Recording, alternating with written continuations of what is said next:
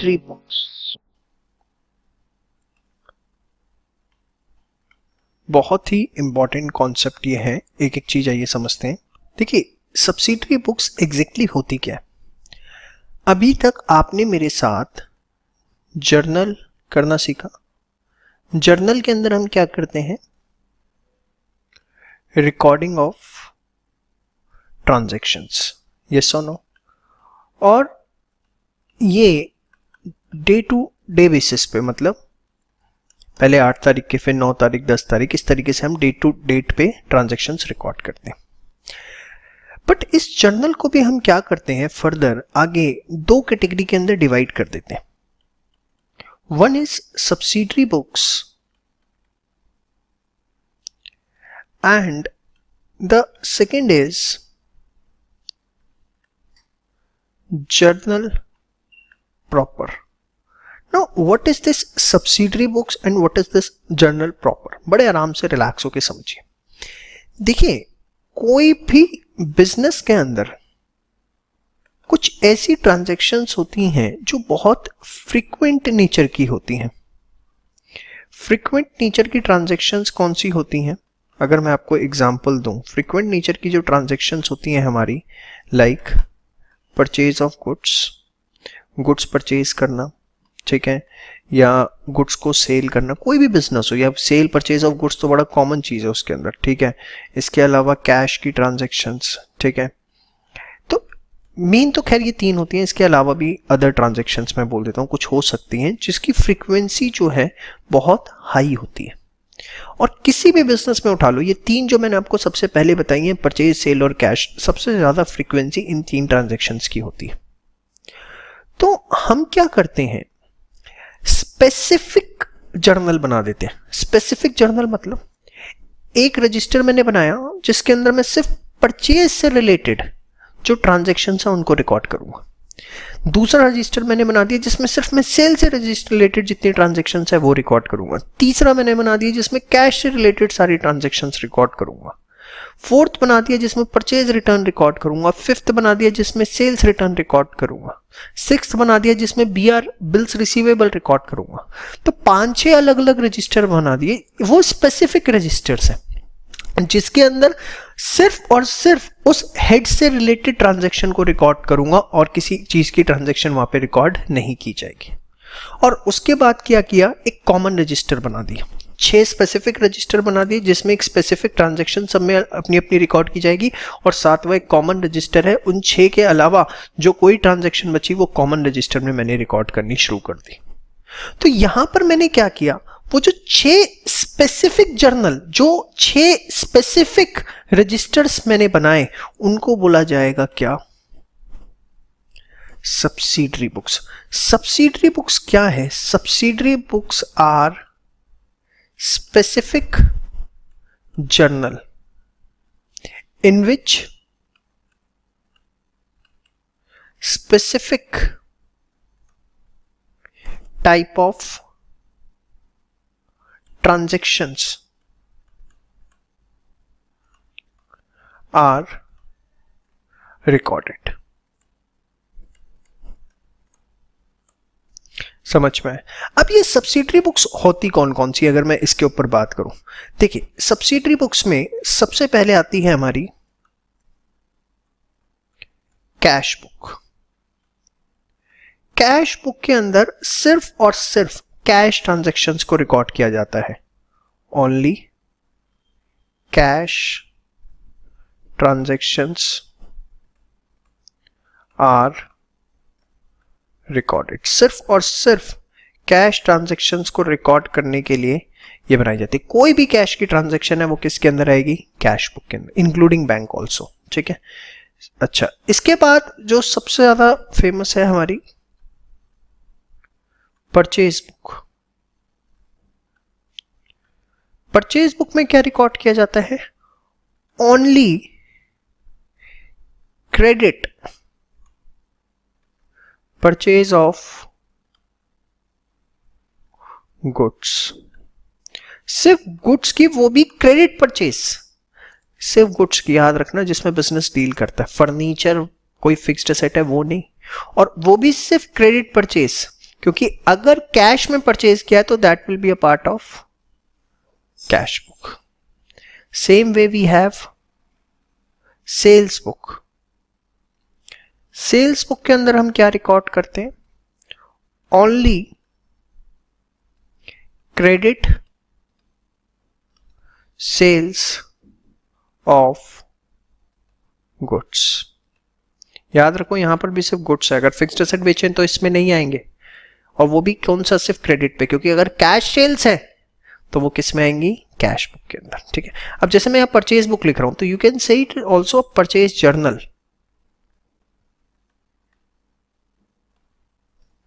समझ में आई बात आपको? सेल्स बुक को you can say it's a sales journal, cash book is a cash journal. समझ में आई बात? चलिए इसके अलावा जो है वो भी अगले पेज पे लेते हैं। We have purchase return book, जिसमें परचेज क्रेडिट परचेज रिटर्न जो है उनको रिकॉर्ड किया जाता है। Credit purchase return of goods जो है उसको रिकॉर्ड किया जाता है। Then we have sales return book, जिसके अंदर हम जो हमने क्रेडिट सेल्स करी थी अगर उसका रिटर्न आया है तो उसको रिकॉर्ड करते हैं। ये सारी सब्सिडी बुक्स है। इसमें मेन तो पहली 3 है, बट ये भी हमें कर लेनी चाहिए। बिल्स रिसीवेबल बुक, इसके अंदर ओनली बिल्स रिसीवेबल ड्रॉन, अगर बिल्स आपने ड्रॉ किए हैं जो भी वो रिकॉर्ड किए जाते हैं।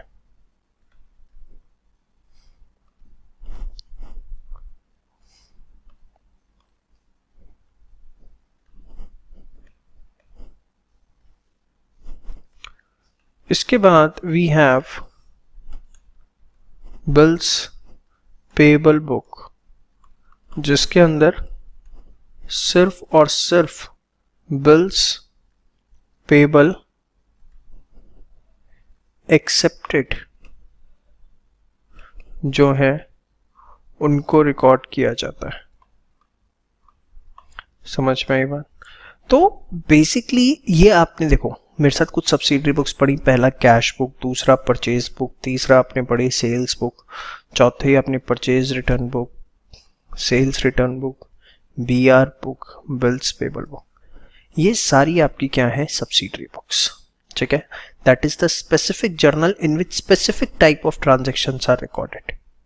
ये आपसे थ्योरी क्वेश्चन भी पूछा जा सकता है। कोई ट्रांजेक्शन दे दी, आपसे पूछा गया बताओ ये किसके अंदर रिकॉर्ड होगी। इसके अलावा वी हैव जर्नल प्रॉपर, जिसमें जर्नल प्रॉपर में क्या होगा?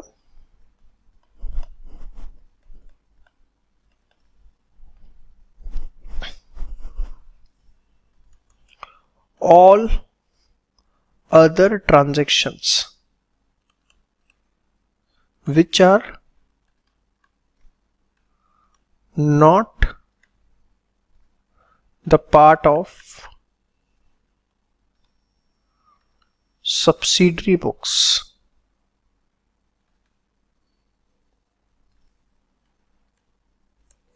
are recorded।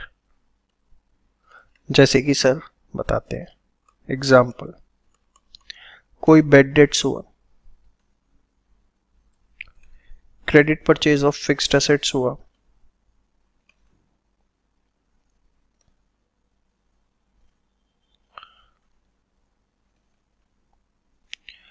इसके अलावा आपका सपोज कोई डेप्रिसिएशन है। मतलब जितनी भी ऐसी ट्रांजैक्शन है जो कि सब्सिडरी बुक्स के अंदर नहीं आएंगी वो सारी किस में जाएंगी? Journal proper.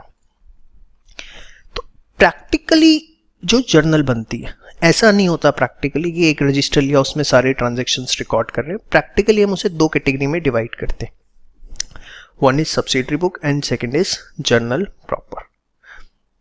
सब्सिडरी बुक्स कैसे, वो मैंने आपको बता दिया कौन कौन सी, और जर्नल प्रॉपर। अब आप जर्नल प्रॉपर तो सीख चुके हो, ट्रांजैक्शंस रिकॉर्ड करना। ये सब्सिडरी बुक्स एग्जैक्टली बनती कैसे हैं वो आपको मेरे साथ सीखनी है। समझ में आई बात? सब्सिडरी बुक्स हम एक एक करके अब सीखना अपना शुरू करने जा रहे हैं। ठीक है जी, श्योर, थैंक यू। इसे आप सारा पहले एक बार अच्छे से नोट डाउन कर लीजिए, और आपको एक एक चीज़ बहुत अच्छे से पता होनी चाहिए। कोई कंफ्यूजन नहीं होना चाहिए कि कौन सी चीज़ सब्सिडरी बुक में जाएगी और कौन सी जनरल प्रॉपर में। इस पे एग्जाम में क्वेश्चंस पूछे जा सकते हैं थ्योरी के। ठीक है, हेलो फ्रेंड्स, चलिए सब्सिडरी बुक्स में हम सबसे पहले डिस्कस करने जा रहे हैं कैश बुक के बारे में। देखो, जो कैश बुक होती है ये एक सब्सिडरी बुक भी है। सब्सिडरी बुक मतलब जर्नल का काम करती है, एज वेल एज ये प्रिंसिपल बुक का भी काम करती है। प्रिंसिपल बुक मतलब लेजर। तो कैश बुक का रोल दोनों होता है, वो एक तरह से जर्नल भी है और एक तरह से लेजर भी है। अभी आप जब उसका फॉर्मेट देखेंगे तो आपको अपने आप समझ में आएगा। तो ये बात ध्यान रखनी है, थ्योरी पॉइंट ऑफ व्यू से इंपॉर्टेंट है।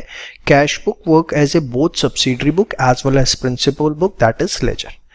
अब जो कैश बुक है उसको हम फर्दर वेरियस कैटेगरी में डिवाइड करते हैं।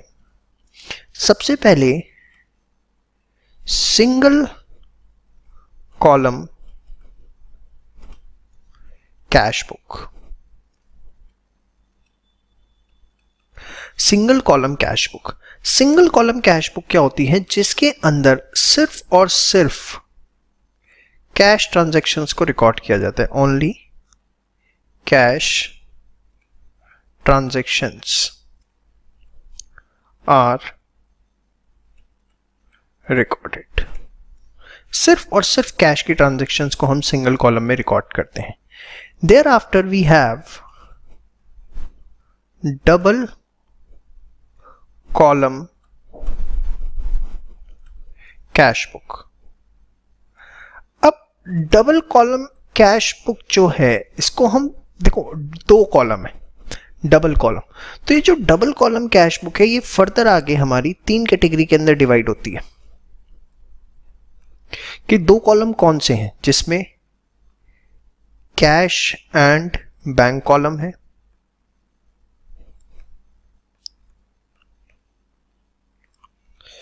या बैंक एंड डिस्काउंट कॉलम है,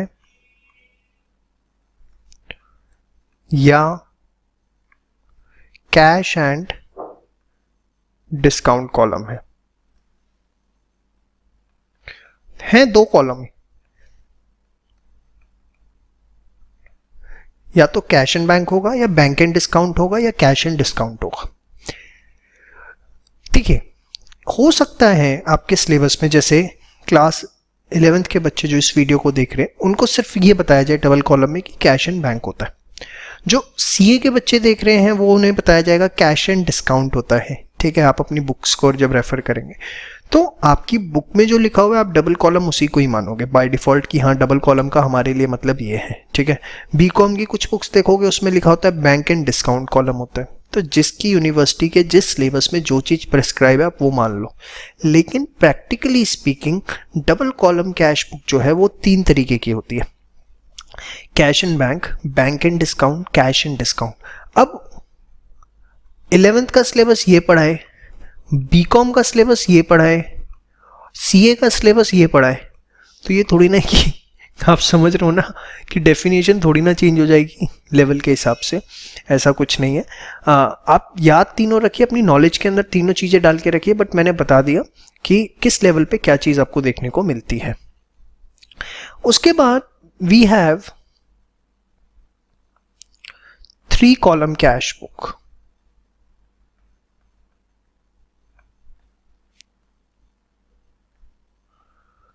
थ्री कॉलम कैश बुक के अंदर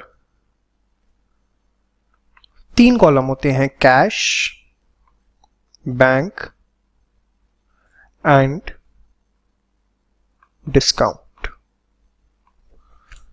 समझ में? सब कुछ बनाना सीखेंगे, अभी आप सिर्फ थ्योरी एस्पेक्ट समझिए इसका। And at last we have a unique type of cash book which is called as petty cash book for small expenses, ये भी हम सीखेंगे इसके अंदर। तो basically the cash book is further divided into single column cash book in which only cash transactions are recorded, double column in which there are three aspects, cash and bank column, bank and discount, cash and discount। ठीक है, तो whatever syllabus आप जो पढ़ लो उस हिसाब से आप समझ लेना डबल कॉलम है। 3 कॉलम में we have cash, bank and discount and the fourth is petty cash book। ठीक है, तो कैश बुक के आपको होपफुली टाइप समझ में आ गए हैं। अब इसके बाद मैं एक एक करके सारी कैश बुक्स डिस्कस करने जा रहा हूं आपसे। सबसे पहले हम सिंगल कॉलम कैश बुक के साथ स्टार्ट करेंगे। ठीक है, आइए single column cash book start करते हैं। ठीक है, सिंगल कॉलम कैश बुक, देखिए इसमें क्या होता है, जो भी रिसीट्स है, जो भी पैसा आ रहा है वो हमारा रिकॉर्ड होगा डेबिट साइड। क्यों? क्योंकि असेट्स बढ़ रहे, यस और नो, और असेट्स बढ़ते हैं तो डेबिट होता है। और जो भी हमारी पेमेंट्स हो रही हैं वो कहाँ जाएगी? Credit side. बहुत सिंपल है, कुछ भी इसके अंदर टेक्निकल नहीं है। ठीक है, और नॉर्मल आप जैसे लेजर बनाते हैं वैसे आपको कैश बुक बनानी होती है, कुछ भी इसमें टेक्निकल एस्पेक्ट नहीं है। फॉर्मेट की अगर आप बात करें, कैश बुक, डेबिट, क्रेडिट,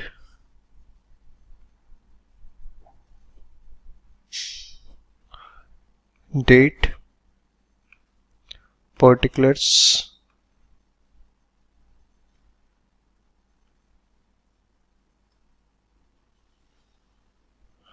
जैसे आप एक नॉर्मल लेजर का फॉर्मेट बनाते हैं, सब कुछ चीजें आप देखेंगे सेम होगी, कुछ भी इसके अंदर अलग नहीं है। Ledger folio, amount, date, particulars,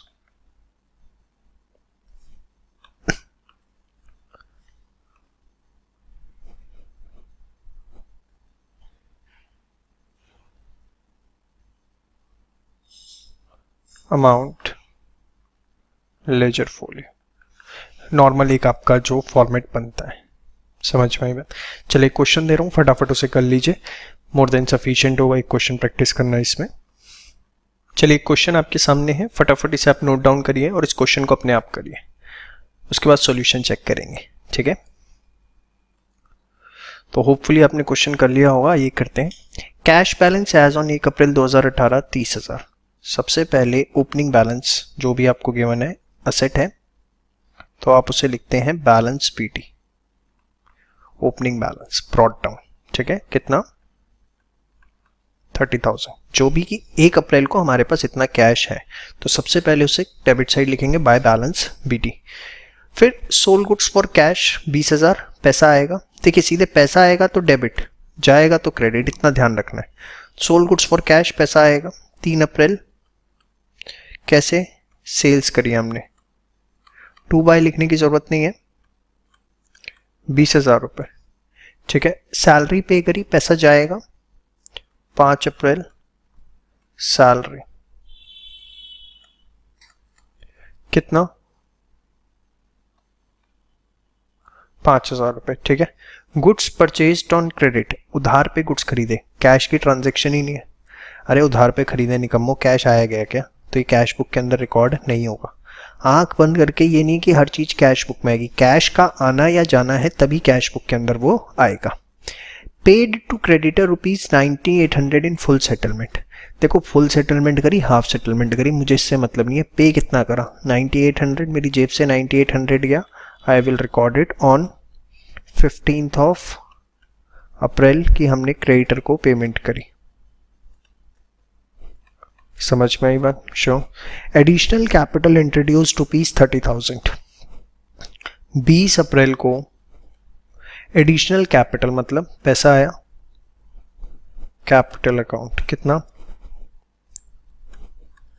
30,000 रुपए। ठीक है, कैश डिपॉजिटेड इनटू बैंक, इससे देखो cash deposited into bank, cash आपका क्या हुआ? कम हो गया ना, बैंक बैलेंस बढ़ा उसको छोड़ो, कैश क्या हुआ? कम हुआ। तो 25 अप्रैल बैंक अकाउंट कितना 5,000 रुपीज़ कैश आपका कम हो गया क्योंकि बैंक में चला गया। That's it. फिर इसकी अब हम क्लोजिंग करेंगे। यहाँ पे निकालेंगे जो भी मंथ का लास्ट होता है, जैसे अप्रैल में लास्ट क्या होता है 30 अप्रैल को हम निकला बैलेंस CD। ठीक है, तो 30 और 20 50 और 30 80,000 और 55 यहाँ पे भी हमारा आएगा तो 80। बैलेंस निकाल लेते हैं कितना आ रहा है, ये आ रहा है 60,200। तो ये था आपका single column cash book. Hopefully आपको समझ में आया कि कैसे हमें करना है, और CD को आप बैलेंस PD लिखना ना भूलें। ठीक है, नेक्स्ट उसमें हम double column cash book discuss करने जा रहे हैं। Thank you. हेलो फ्रेंड्स, चलिए double column cash book start करें। जैसा कि मैंने आपको बताया था ये 3 तरह की होती है। 1 जिसमें कैश एंड बैंक ट्रांजैक्शंस आ रही हैं, 2 जिसमें बैंक एंड डिस्काउंट, 3 जिसमें कैश एंड डिस्काउंट। आपके सिलेबस में कोई भी हो, आप ये वीडियो पूरी देखिएगा। Reason being 3 column cash book में तो तीनों चीजें आएंगी, वो तो आपको पढ़नी है। तो ये वीडियो आप पूरी देखिए, रिस्पेक्टिव ऑफ द फैक्ट कि सिलेबस में आपके कौन से कॉलम की, डबल कॉलम में कौन सा पार्ट आपके सिलेबस में, लेकिन वीडियो पूरी देखिए। रीजन बीइंग 3 कॉलम में अगर कोई चीज आपने यहाँ सीखी भी है तो वो 3 कॉलम में इक्वली यूजफुल है।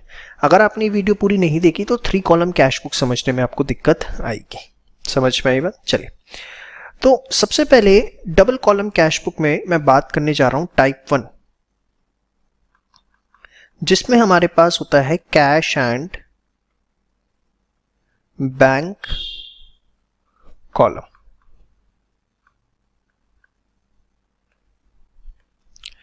देखिए 2 कॉलम होते हैं, एक कैश का और एक बैंक का।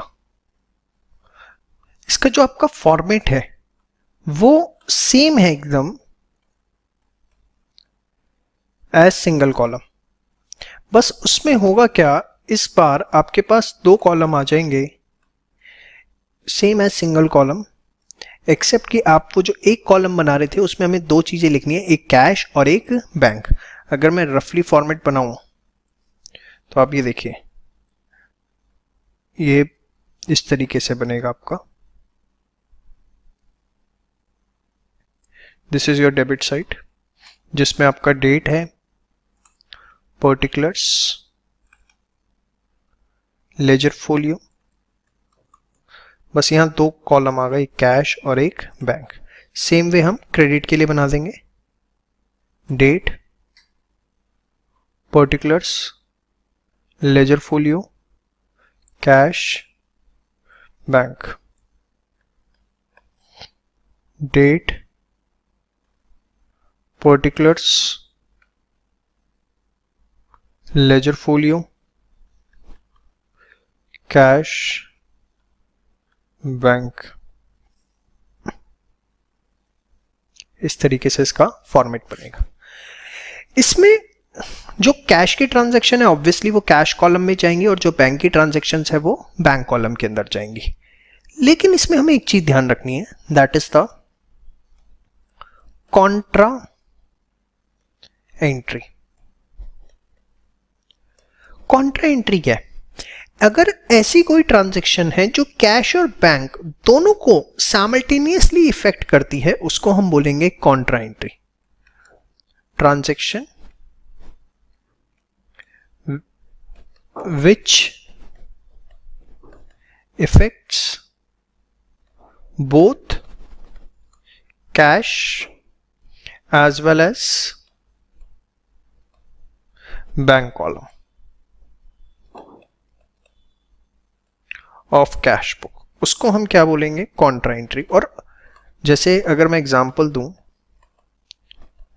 अमाउंट डिपॉजिटेड इनटू बैंक, आपने बैंक में पैसा जमा कराया तो उससे आपका कैश कम हो गया और बैंक बैलेंस बढ़ गया, तो कैश कॉलम पे भी फर्क पड़ेगा और बैंक कॉलम पे भी फर्क पड़ेगा। तो ऐसी ट्रांजैक्शन को हम कॉन्ट्रा एंट्री कहेंगे। वैसे बस ब्रॉडली स्पीकिंग 2 ही एग्जांपल हैं, एक amount deposited into bank, second amount withdrawn from bank, ठीक है, फॉर ऑफिस यूज। या बिजनेस यूज। यहाँ पे हमारा कैश बढ़ जाएगा, बैंक कम हो जाएगा। तो ये कहलाती हैं दोनों कॉन्ट्रा एंट्रीज। इसको हम सी से रिप्रेजेंट करते हैं, मतलब लेजर फोलियो में इसी एंट्रीज के आगे हम सी लिख देंगे कि ये एक कॉन्ट्रा एंट्री है। समझ में आया? चलिए मैं एक क्वेश्चन लेता हूँ, उससे आपको सारी चीज़ें समझाता हूँ। ठीक है, प्लीज़ इसको ध्यान से देखिए। 3 कॉलम में ये बहुत यूजफुल होने वाला है हमारे लिए, और सबसे ज़्यादा टेक्निकल मैं कहूँ कैश एंड बैंक कॉलम की डबल कॉलम ही है, और सबसे ज़्यादा कुछ चांसेस भी क्वेश्चन आने के इसके ऊपर होते हैं। चलिए क्वेश्चन हमारे सामने है एक, मेरी फोटो थोड़ी नीचे आ गई है क्योंकि मुझे स्पेस चाहिए था। चलिए क्वेश्चन है, इसे फटाफट नोट करिए, इसके बाद इसे करते हैं और आप मेरे साथ साथ करिएगा, इसे फास्ट इसे नोट कर लीजिए। 1 अप्रैल को बैलेंस गिवन है, cash in hand, cash at bank, और फिर ट्रांजेक्शन्स है हमारे पास सारी। चलिए फॉर्मेट इस तरीके का आपके सामने, आप फटाफट इसे बना लीजिए, स्टार्ट करें। चलिए 1 अप्रैल we have opening balance PT 60,000 रुपये कैश का और बैंक का 30,000। ठीक है, इसके बाद बड़े आराम से एक एक चीज, Ram good sold to Ram and cheque receive 70,000। 70,000 रुपये का चेक हमें रिसीव हुआ 2 अप्रैल को। तो जिस दिन हमें चेक रिसीव होता है उसी दिन हम उसकी एंट्री डाल देते हैं। राम को हमने बेचे थे, चेक रिसीव हुआ, सेल्स हुई, कैश सेल्स एक तरह से, बैंक में एंट्री चली गई 70,000 से। ठीक है, there after paid salary rupees 20,000, 20,000 रुपये हमने सैलरी पे करी। 3 अप्रैल सैलरी पे करी, कैश में कितनी 20,000। कुछ नहीं लिखा हुआ तो हम कैश मानेंगे क्योंकि चेक के लिए उसने स्पेसिफिकली बताया हुआ है, यहाँ पे कुछ नहीं बोला तो हम इसे कैश मानेंगे 20,000। Thereafter paid rent by cheque 25,000 specifically बताया है चेक से। कब है date? 5 April. 5 April rent account. ठीक है, हमने चेक पे किया 25,000 rupees. Thereafter goods purchase rupees 20,000, 8,000 रुपये बैंक से पे करे और बैलेंस हमने कैश में पे करा। तो परचेज अकाउंट, ठीक है, कैश में भी आएगा और बैंक में भी आएगा। और अगर आप देखें 8,000 रुपये हमने बैंक से पे करे हैं तो 12,000 रुपये इसका मतलब हमने कैश से पे करें, क्योंकि टोटल कितने का था 20,000 का 10 अप्रैल। ठीक है, इसके बाद 12 अप्रैल को अमाउंट डिपॉजिटेड इनटू बैंक कितना 5,000 रुपये। 5,000 रुपये बैंक में जमा कराए। तो अगर 5,000 रुपये बैंक में जमा करवाए तो बैंक बैलेंस बढ़ जाएगा, कैश अकाउंट बैंक बैलेंस बढ़ गया, और कैश बैलेंस जो है वो कम हो जाएगा। कैश कॉलम में लिख देंगे किसके नाम से, बैंक के नाम से। कैश कम हो गया, देखो जो चीज़ कम हो रही है वो क्रेडिट होती है, जो चीज़ बढ़ती है वो डेबिट। बैंक बढ़ रहा है वो डेबिट, कैश कम हो रहा है क्रेडिट। और यहाँ लिख दोगे आप सी। सी का मतलब कॉन्ट्रा एंट्री हुई है। मैंने आपको बताया था कि अगर कोई चीज़ दोनों साइड्स को इफेक्ट कर रही है तो हम उसे कॉन्ट्रा एंट्री बोलते हैं। 12 अप्रैल। ठीक है, there after amount withdrawn from bank for personal use 1,000 rupees. 1,000 रुपये हमने पर्सनल यूज के लिए निकाले। तो ये ड्राइंग्स है, कॉन्ट्रा एंट्री नहीं है, ये हमने अपने पर्सनल यूज के लिए निकाले हैं। कितने? बैंक से 1,000 रुपये। ठीक है, the date of transaction is 15 April. इसके बाद अगर आप देखें क्रेडिट परचेजेस हुई 30,000 रुपये की, तो इसकी हमें कोई एंट्री करने की जरूरत नहीं है, ना कैश में कोई फर्क पड़ेगा ना बैंक में। ठीक है, paid to creditors 28,000 in full settlement from bank. Bank से पे करें 28,000 रुपये। देखिए इससे हमारा बैंक बैलेंस जो है वो कम हो जाएगा, सिर्फ हमें इतना देखना है क्रेडिटर। डिस्काउंट कॉलम इसमें हम नहीं बना रहे, इसलिए हमें उसे कुछ देखने की जरूरत नहीं। जितना हमारा बैंक बैलेंस कम हो गया, we have to focus on that only. 22 April. Thereafter cash sales हुई 30,000 रुपये की। ठीक है, तो सेल्स कैश में 30,000। देयर आफ्टर ये 25 अप्रैल था। अमाउंट डिपॉजिटेड इनटू बैंक है कितना 50,000 रुपये। 50,000 रुपये बैंक में जमा करवाए तो बैंक बैलेंस बढ़ जाएगा हाँ या ना, और कैश का बैलेंस 50,000 रुपये से कम हो जाएगा। इतना कैश है भी जो जमा करा दिया, चलो हो गई। चलिए, तो ये भी एक कॉन्ट्रा एंट्री है हमारी, यहाँ पे बैंक अकाउंट, ठीक है, और यहाँ पर कैश अकाउंट। कॉन्ट्रा एंट्री हमने करी है कब? 26 अप्रैल को। उसके बाद फिर हम लास्ट डेट जो है 30 अप्रैल, उस दिन क्या निकाल देंगे? Balance CD 90,000।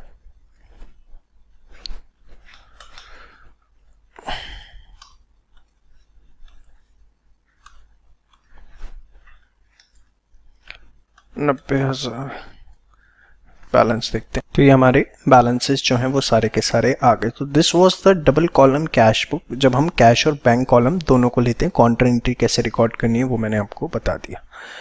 अब मैं आपको डबल कॉलम कैश बुक बता रहा हूँ जिसमें हमारे पास कैश एंड डिस्काउंट कॉलम होगा, ठीक है। और जब हम दोनों सीख लेंगे तो 3 कॉलम कैश बुक हमारी बाय डिफॉल्ट हो जाएगी।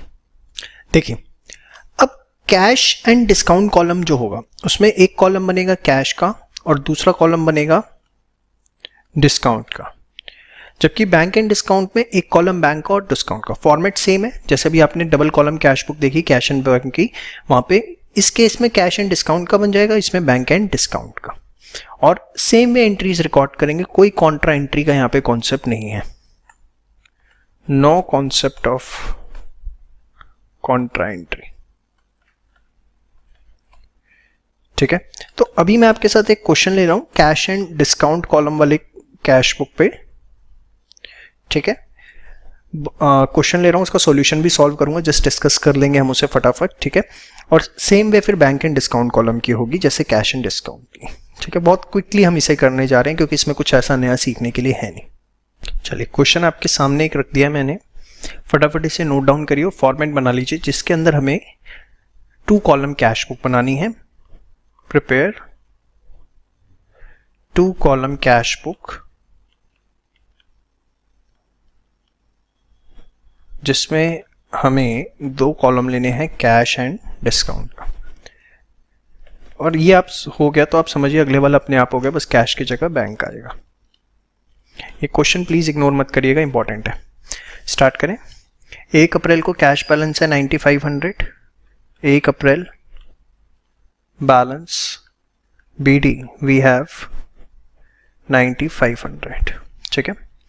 Thereafter sold goods for ₹4,000 to Ram for cash less 2% discount. 4,000 रुपए के गुड्स बेचे, 2% का डिस्काउंट। तो आप बताओ 4,000 रुपए का 2% होता है कितना है? I think it's 80। तो अगर 4,000 के गुड्स बेचे और 80 रुपीज का डिस्काउंट दिया तो आपको मिले कितने? 3920। यस और नो? श्योर। तो आप देखिए 3 अप्रैल हमारे पास सेल्स हुई, ठीक है। कैश आया 3920 का जिसमें हमने डिस्काउंट दिया 80 रुपीज का।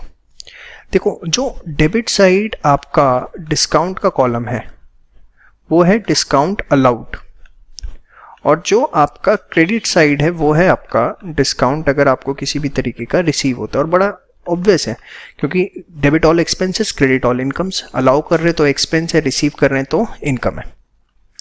फिर बॉट गुड्स फॉर ₹4,000। 4,000 रुपए के गुड्स हमने खरीदे। कब खरीदे भाई? 5 अप्रैल को।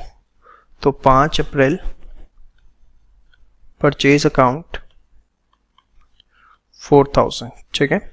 There after received cash from Sunil 6,700 and discount allowed 300। 300 रुपए का डिस्काउंट दिया। कैश कितना मिला? 6,700। किससे? सुनील से, ठीक है। डेट क्या थी? डेट है हमारे पास 7 अप्रैल। इसके बाद paid to Ram 4,800 and discount received 200 10 April. तो 10 अप्रैल राम को पे किया, कम हो गया। 4,800 पे किया, कैश कम हो गया, और 200 रुपए का डिस्काउंट रिसीव हुआ है तो वो क्रेडिट होगा। होपफुली आपको बातें समझ में आ रही हैं, कुछ भी इसमें टेक्निकल नहीं है। पेड वेजेस एंड रेंट 2,000 1,000 12 अप्रैल को। 12 अप्रैल, ठीक है, रेंट पे किया, 12 अप्रैल वेजेस पे की, ठीक है, कोई इसमें डिस्काउंट का चक्कर तो है नहीं, वेजेस 2000, रेंट 1000, ठीक है। इसके बाद ये लास्ट ट्रांजैक्शन थोड़ी अच्छी है, received cash from Gopal after deduction 2% discount 4900, 2% discount काट के 4900 रुपीज रिसीव हुए। ध्यान से देखिए, इसको मैं थोड़ा समझाता हूं। Suppose x amount was receivable, हमें लेना कितना था, एक्स अमाउंट, ठीक है। तो बेटा हुआ क्या, एक्स अमाउंट में से 2% का डिस्काउंट कटा, 2% ऑफ एक्स, तो हमें 4900 रुपीज मिले। तो x माइनस 0.02, इसको सॉल्व करोगे तो इंटू एक्स 4900, ठीक है। तो दिस इज 0.98x 4900, तो x की वैल्यू आ गई 4900 डिवाइडेड बाय 0.98, तो x की वैल्यू कितनी आ गई, 5000। तो जो अमाउंट रिसीवेबल था वो था कितना, 5000, 5000 वॉज रिसीवेबल। 5000 में से हमें मिला कितना, 4900।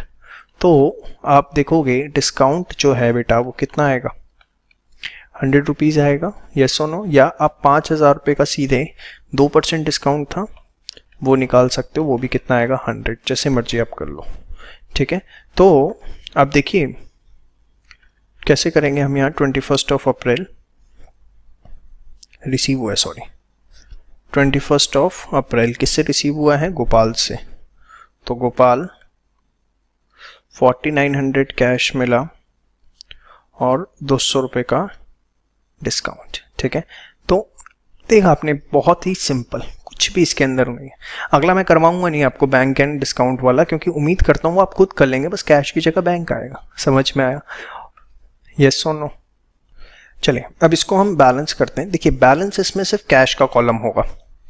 30 अप्रैल बैलेंस सीडी, डिस्काउंट के कॉलम का आप बैलेंस नहीं निकालोगे, सिर्फ कैश के कॉलम का बैलेंस निकालोगे। तो देखें कितना आता है, क्लियर है, श्योर। तो ये था हमारा double column cash book with cash and discount column. Same way bank and discount column में बस इतनी सी बात की डिस्काउंट का मैं बैलेंस सीडी नहीं निकालना।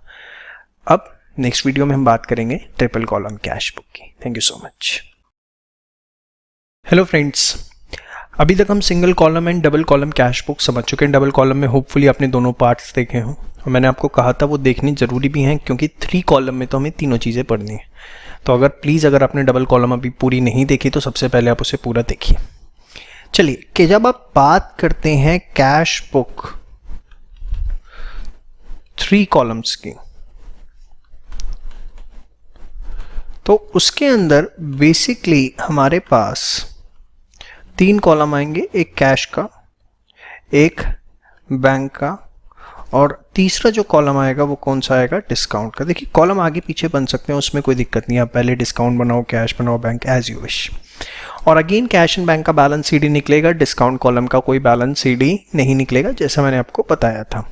तो एक क्वेश्चन मैं सॉल्व सीधे ले रहा हूँ, कोई इसमें नई चीज़ मेरे पास बताने के लिए नहीं है। हमें तीनों की पोस्टिंग करनी आती है, कैश की भी, बैंक की भी और डिस्काउंट की। तो सीधे उस क्वेश्चन को देखते हैं, ठीक है। आप बेशक एक काम, इस क्वेश्चन को देख के आपकी जो भी कंसर्न बुक है उसमें से सीधे क्वेश्चन इसका सॉल्व कर सकते हैं। अगर आपने डबल कॉलम देख लिया तो 3 कॉलम में कुछ भी नहीं है, ठीक है।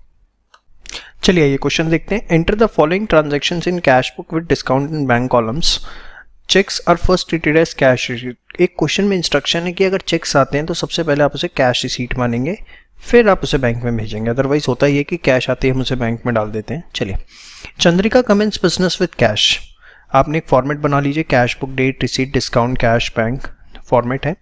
अब देखिए Chandrika business commences with cash 20,000, तो कैपिटल के नाम से कैश में हमने लिख दिया, देखिए कितना, 20,000 रुपीज़, ठीक है। फिर he paid into current account, current account के अंदर 19,000 रुपये दिए, तो इट्स अ कॉन्ट्रा एंट्री। भाई करंट अकाउंट में दिए मतलब बैंक में जमा कराया 19,000 रुपये। तो आप देखिए बैंक पड़ गया, बैंक डेबिट हो रहा है कितने से, 19,000 से, जबकि कैश जो है वो 19,000 से क्रेडिट हो रहा है, और इसके लिए हमने कॉन्ट्रा एंट्री लिख दी, देख सकते हैं आप, समझ में आया। इसके बाद ही received cheque from Kirti and company on account 600 रुपये का। तो उसने हमें बोला था कि जो चेक्स मिलेंगे उसे आप पहले कैश रिसीट मानेंगे, ठीक है। तो कीर्ति एंड कंपनी से 600 रुपये मिले, तो कीर्ति एंड कंपनी आप देख सकते हैं 600 रुपये का हमने चेक लिया, ठीक है। He pays in to bank Kirti and bank company cheque, जो कीर्ति एंड कंपनी का चेक है वो बैंक में पे किया कितना, 600 रुपये। तो उसके बाद हमने क्या किया, अभी हमने कैश माना था, उसके बाद हम इसकी अब क्योंकि बैंक में चला गया तो कैश को कम कर देंगे और बैंक बढ़ा देंगे, ये हमारी क्या हो जाएगी, कॉन्ट्रा एंट्री। समझ में आई बात। देखो एक क्वेश्चन में इंस्ट्रक्शन है ऐसा करने की, इसलिए हम मान रहे हैं, अदरवाइज चेक जैसे ही रिसीव हो आप उसे सीधे बैंक में ले सकते हैं, ठीक है। ये क्वेश्चन बहुत इंपॉर्टेंट है वैसे, इसलिए मैंने सीधे ये लिया है, थोड़ा technical. He pays Ratan and company by cheque and discount allowed 330 330 रुपये दिए चेक से। तो आप देखिए रतन एंड कंपनी 330 रुपये बैंक से दिए, डिस्काउंट मिला हमें कितना, 20 रुपये। Tripathi and company page into bank account 475 आए हमें त्रिपाठी एंड कंपनी से, आप देख सकते हैं बैंक में हमने उसकी एंट्री पोस्ट कर दी। उसके बाद he receive cheque from Varchi and allows him discount ₹35 for 450 rupees receive हुए और 35 रुपये का डिस्काउंट। तो चेक मिला है, चेक मिलेगा तो पहले कैश में लेके जाना है, उसने बोला हुआ है, क्वेश्चन के अंदर इंस्ट्रक्शन है ये हमें 450 का कैश और ये 30। उसके बाद he receives cash ₹75 and check of ₹100 for cash sales। तो ये जो चेक मिला है इसको भी हम क्या करेंगे, कैश मानेंगे। तो एक 75 का मिला और एक 100 का मिला, टोटल 175 हमने यहाँ पर लिख दिया, ठीक है। उसके बाद अगर आप देखें, ये हमने 175 यहाँ लिख दिया। उसके बाद अगर आप देखें, he pays into bank including check received on 15 and 20 जून 1000 रुपये, 1000 रुपये बैंक में जमा करवाए जिसमें वो चेक्स भी इंक्लूड है। तो इस 1000 रुपये की हम कॉन्ट्रा एंट्री कर देंगे। आप देखिए बैंक यहाँ पर बढ़ गया और यहाँ पर हमारा कैश कम हो गया। ये जो चेक हमें मिले थे यहाँ पर एक 100 रुपीज़ का और एक ये 450 का, ये भी इस 1000 में इंक्लूड है, उसने साफ लिखा है इंक्लूडिंग चेक्स। समझ में आई बात, श्योर। नेक्स्ट है he pays by cheque for cash purchase 275। तो आप देख सकते हैं 275 हमने क्या किया, by cheque, he pays by cheque for cash purchases 275 rupees, ठीक है। तो अरे भाई ये एक मामला थोड़ा सा गड़बड़ हो गया, ये यहाँ पर बैंक में आएगा 275 क्योंकि हमने चेक उसके लिए दिया है। प्लीज़ ये थोड़ी सी गलती हो रखी है इस बुक के अंदर, इसको आप बैंक में लिखेंगे। He pays sundry expenses in cash 50 rupees, तो 50 रुपीज़ यहाँ पर आ गया। देखिए उसने बोला था cheque are first treat is cash receipt, cash payment के लिए नहीं बोला था, तो इसलिए मैं कह रहा हूँ ये एंट्री गलत है। यहाँ पर कैश परचेजेस के लिए अगर चेक से पे किया तो वो बैंक के अंदर पोस्टिंग आएगी, ये एंट्री जो है 275 की गलत हो रखी है, यहाँ बैंक में आएगा। इसके बाद आप बैलेंस शीट निकाल देंगे बैंक का एज वेल एज कैश का, जो भी आपका बैलेंस शीट आएगा। बट डिस्काउंट का हम बैलेंस शीट नहीं निकालते, हमको पता है, जैसा कि उसके इसमें हम क्या करेंगे, सिर्फ टोटल करके लिख देंगे। देखिए आपने डिस्काउंट का हमने सिर्फ टोटल करके यहाँ पर अलग अलग लिख दिया, सिर्फ बैलेंस हम इसका निकालेंगे। समझ में आई बात, श्योर। तो ये था हमारा 3 column cash book, quite easy, ठीक है, बट अ गुड क्वेश्चन, इसको आप जरूर प्रैक्टिस करें, मोर देन सफिशिएंट है। इसमें एक एरर है, मैं रिपीट कर दूं, ये 275 वाली बैंक सेक्शन में जाएगी, ठीक है। और सेकंड बात जो इस क्वेश्चन में अच्छी थी वो क्या थी, वो ये कि इसमें लिखा हुआ है चेक को हमें कैश रिसीट पहले मानना है, तो इसलिए हम पहले कैश मान रहे हैं और फिर कॉन्ट्रा कर रहे हैं, अदरवाइज सीधे हम बैंक में उसे लेके जाते। सो होपफुली बच्चों आपको ये 3 कॉलम कैश बुक समझ में आया। अब नेक्स्ट हम करने जा रहे हैं अपनी last type of cash book, that is the पेटी cash book. Thank you so much. Hello friends, चलिए अब हम स्टार्ट करने जा रहे हैं अपनी लास्ट, दैट इज द पेटी कैश बुक। कॉन्सेप्ट क्या होता है पेटी कैश बुक का, बड़े ध्यान से समझिए। देखिए बिजनेस में बहुत छोटे मोटे एक्सपेंसेस होते हैं डे टू डे बेसिस पे, लाइक टी एक्सपेंसेस, स्टेशनरी के खर्चे हो गए, ठीक है, मतलब ऐसे बहुत छोटे मोटे खर्चे होते हैं, पोस्टेज के एक्सपेंसेस हो गए, ठीक है, या कन्वेंस के एक्सपेंसेस हो गए, ठीक है। तो ये बहुत रेगुलर नेचर के खर्चे हैं, प्लस इनका अमाउंट बहुत कम होता है। तो जनरली क्या होता है, एक ये छोटे अमाउंट के रेगुलर एक्सपेंसेस करने के लिए एक सेपरेट पर्सन को अपॉइंट कर दिया जाता है, एक सेपरेट पर्सन को रिस्पॉन्सिबिलिटी दे दी जाती है। जैसे मैं आपको एग्जांपल दूं, मेरी ऑर्गेनाइजेशन के अंदर, ठीक है, मैंने एक सेपरेट पर्सन अपॉइंट कर रखा है जिसको मैं क्या करता हूं, मंथली कुछ पैसे दे देता हूँ। से मैंने अमाउंट फिक्स कर रखा है 5000 रुपीज़, मैं उसे मंथ के 5000 रुपये पकड़ा देता हूँ और बोलता हूँ कि जो भी खर्चे हों वो लिखते रहना, ठीक है। वो क्या करता है, कभी चाय आई, कभी पोस्टेज के चल गए, कभी स्टेशनरी आई, ठीक है, कभी चॉकलेट आई, कुछ भी खर्चा हुआ वो लिखता रहता है, ठीक है। अब वो बैलेंस जब कम होने लगता है, सिर्फ 100-200 रुपये बचते हैं, तो वो मुझे इन्फॉर्म करता है कि सर बैलेंस ख़त्म होने वाला है। मैं एक बार खर्चे चेक कर लेता हूँ फटाफट और उसके बाद उसको दोबारा से 5000 रुपये कर देता हूँ। मतलब सपोज 200 रुपये बचे हुए हैं उसके पास, तो मैं उसे 4800 करके मेक इट अगेन 5000। तो इससे होता क्या है, मेरा बर्डन कम हुआ। बर्डन कैसे, I have to focus on main expenses only, ठीक है। मेन चीज़ों को मुझे देखना, और जितने छोटे मोटे खर्चे हैं एक बार मैंने उसे अमाउंट पकड़ा दिया, वो अपना उसको लिखता रहेगा कहीं पर। एक दिन मैंने चेक कर लिया और उसे दोबारा से अमाउंट पकड़ा दिया। तो पेटी कैश बुक, जो मैंने 5000 रुपीज़ पकड़ाए और वो जो उन एक्सपेंसेस को रिकॉर्ड कर रहा है कि मेरे 10 रुपये इसमें लगे, 25 रुपये इसमें लगे, 50 रुपये इसमें लगे, वो जो रिकॉर्डिंग कर रहा है, that is what called as petty cash book. समझ में आया? दो तरीके से बन सकती है, या पहले इसको मैं डेफिनेशन लिखूं। Cash book prepared to record sundry expenses of regular nature but of considerably low amount।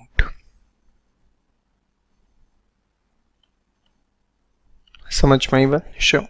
अब ये दो तरीके की होती है, एक होता है सिंपल पेटी cash book and second is analytical पेटी कैश बुक। बहुत सिंपल है दोनों चीजें, हम अभी देखेंगे।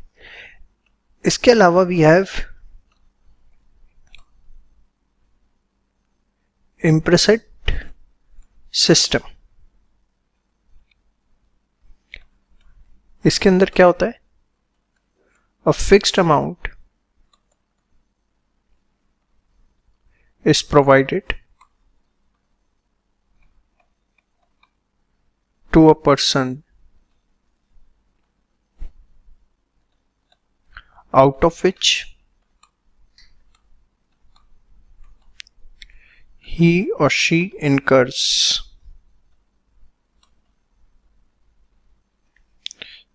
all petty expenses.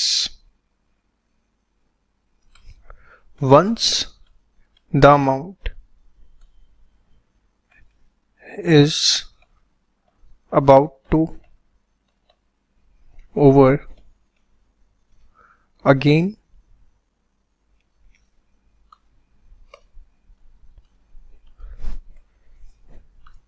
ये नोट करिए, काम आएगा। then again such amount is provided। ठीक है, एक फिक्स अमाउंट प्रोवाइड कर दिया जाता है, जैसे ही वो अमाउंट ओवर होने वाला था दोबारा से उतना अमाउंट प्रोवाइड कर दिया जाता है। तो चलिए अब एक क्वेश्चन से समझते हैं सिंपल पेटी कैश बुक एंड एनालिटिकल। बहुत सिंपल सा फॉर्मेट है, ठीक है जी। चलिए क्वेश्चन हमारे सामने है, इसे आप फटाफट नोट कर लीजिए फास्ट। इससे हम दोनों कैश बुक बनाएंगे, पेटी भी सिंपल भी एंड एनालिटिकल भी। बहुत सिंपल क्वेश्चन होता है इसका, नोट कर लिया। देखिए इसका फॉर्मेट कैसा होता है। सिंपल पेटी कैश बुक आपने लिखा, अमाउंट रिसीव्ड, इसका नॉर्मल लेजर फॉर्मेट नहीं होता, थोड़ा सा अलग है। Amount received, ledger folio, date, particulars, voucher number, amount paid. ये इसके अंदर टोटल 6 कॉलम्स इस तरीके से होते हैं, ठीक है। सबसे पहले देखिए, आपको कैश रिसीव हुआ 1 अप्रैल को, तो आपने यहां पे लिखा अप्रैल, ठीक है, 1st। हमें कैश मिला 2 कैश। कितना कैश मिला? कैश रिसीव्ड फ्रॉम कैशियर 1000, तो इसको हम कैश रिसीव्ड अमाउंट रिसीव्ड में लिखेंगे 1000। समझ में आई बात। Thereafter paid for postage ₹50, 2 April. अब जो जो आपने पेमेंट करी आप उसे बाय करके लिखिए, या 2 बाय लिखिए ही मत, सबसे बढ़िया तो मैं यही कहूँगा आपको, बेस्ट तो यही होता है कि 2 बाय लिखा ही ना जाए। तो बाय पोस्टेज कितना पे किया हमने, ₹50 पे किया, ठीक है, अमाउंट पेड। फिर एक एक करके सारे, पेड फॉर सोप 30, 3 अप्रैल। इस तरीके से जो है आप सारे के सारे लिखते रहेंगे, ठीक है। अकाउंट लिखने की ज़रूरत नहीं है, या चलिए लिख लीजिए, कोई दिक्कत नहीं है। फिर कुली फेयर 60, पोस्टेज 40 बाय कुली फेयर, ठीक है, और 60 और 40 रुपये हमारे पोस्टेज के।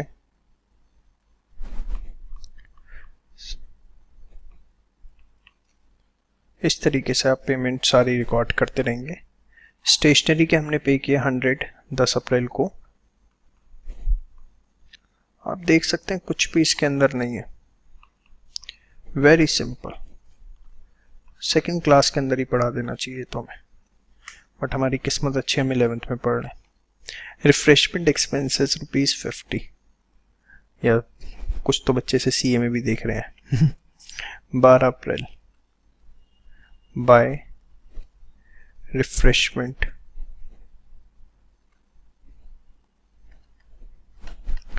कितना 50, कुछ मैं लिखना भूल गया लग रहा है, नहीं, कुली 100, स्टेशनरी 80, 13 अप्रैल।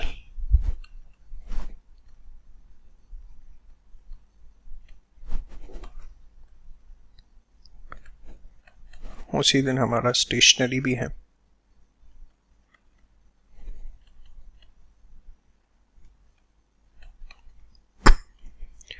$180।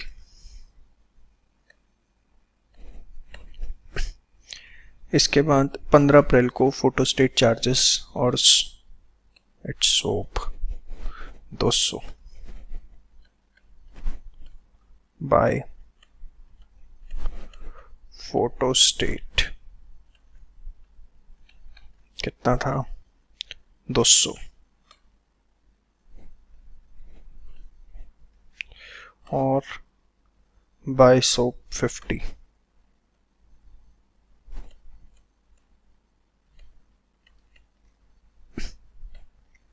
ये भी 15 तारीख को था। फिर रिफ्रेशमेंट एक्सपेंसेस 80 रुपये 22 तारीख को।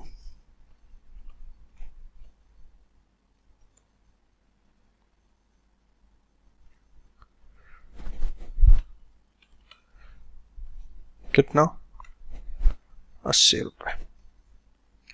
फिर फोटोस्टेट एक्सपेंसेस 100 रुपये।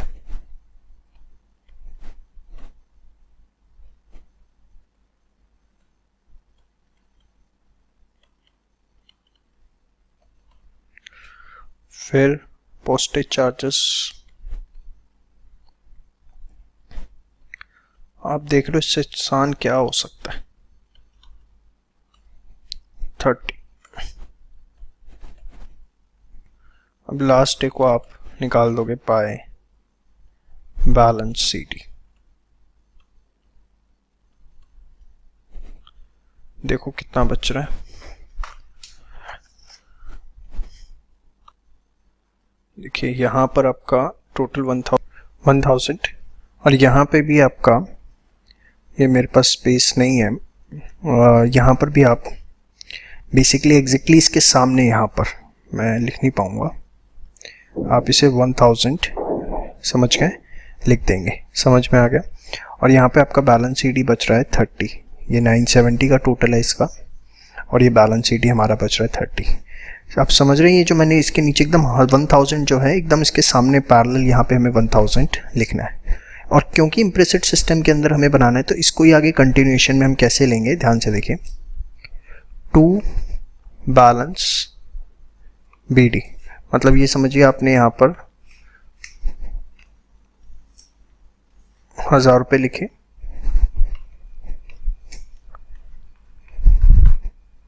और ये आपने यहाँ क्लोज किया 1000 रुपये लिख के, ठीक है। तो टू बैलेंस BD कितना बचा हमारे पास, 30 रुपये। कब बचा ये, 1 फरवरी को, ठीक है।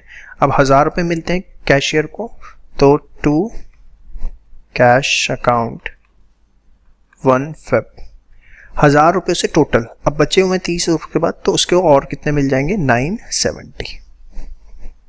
तो ये है आपका इम्प्लिसिट सिस्टम जिसके हिसाब से आप प्रिपेयर करते हैं। समझ में आया? कुछ नहीं किया हमने, क्लोजिंग में यहाँ 1000 लिखा, इसके सामने 1000 बैलेंस CD लिखा, ठीक है। और ये आपके पास 30 रुपीज़ BD आ गया, क्योंकि इम्प्लिसिट सिस्टम में क्या होता है कि जितना अमाउंट कम है उतना रिफिल कर दो, 970 हमने उसे और दे दिया, वो फेब के अपने ऐसे खर्चे करता रहेगा। तो ये था हमारा सिंपल पेटी कैश बुक।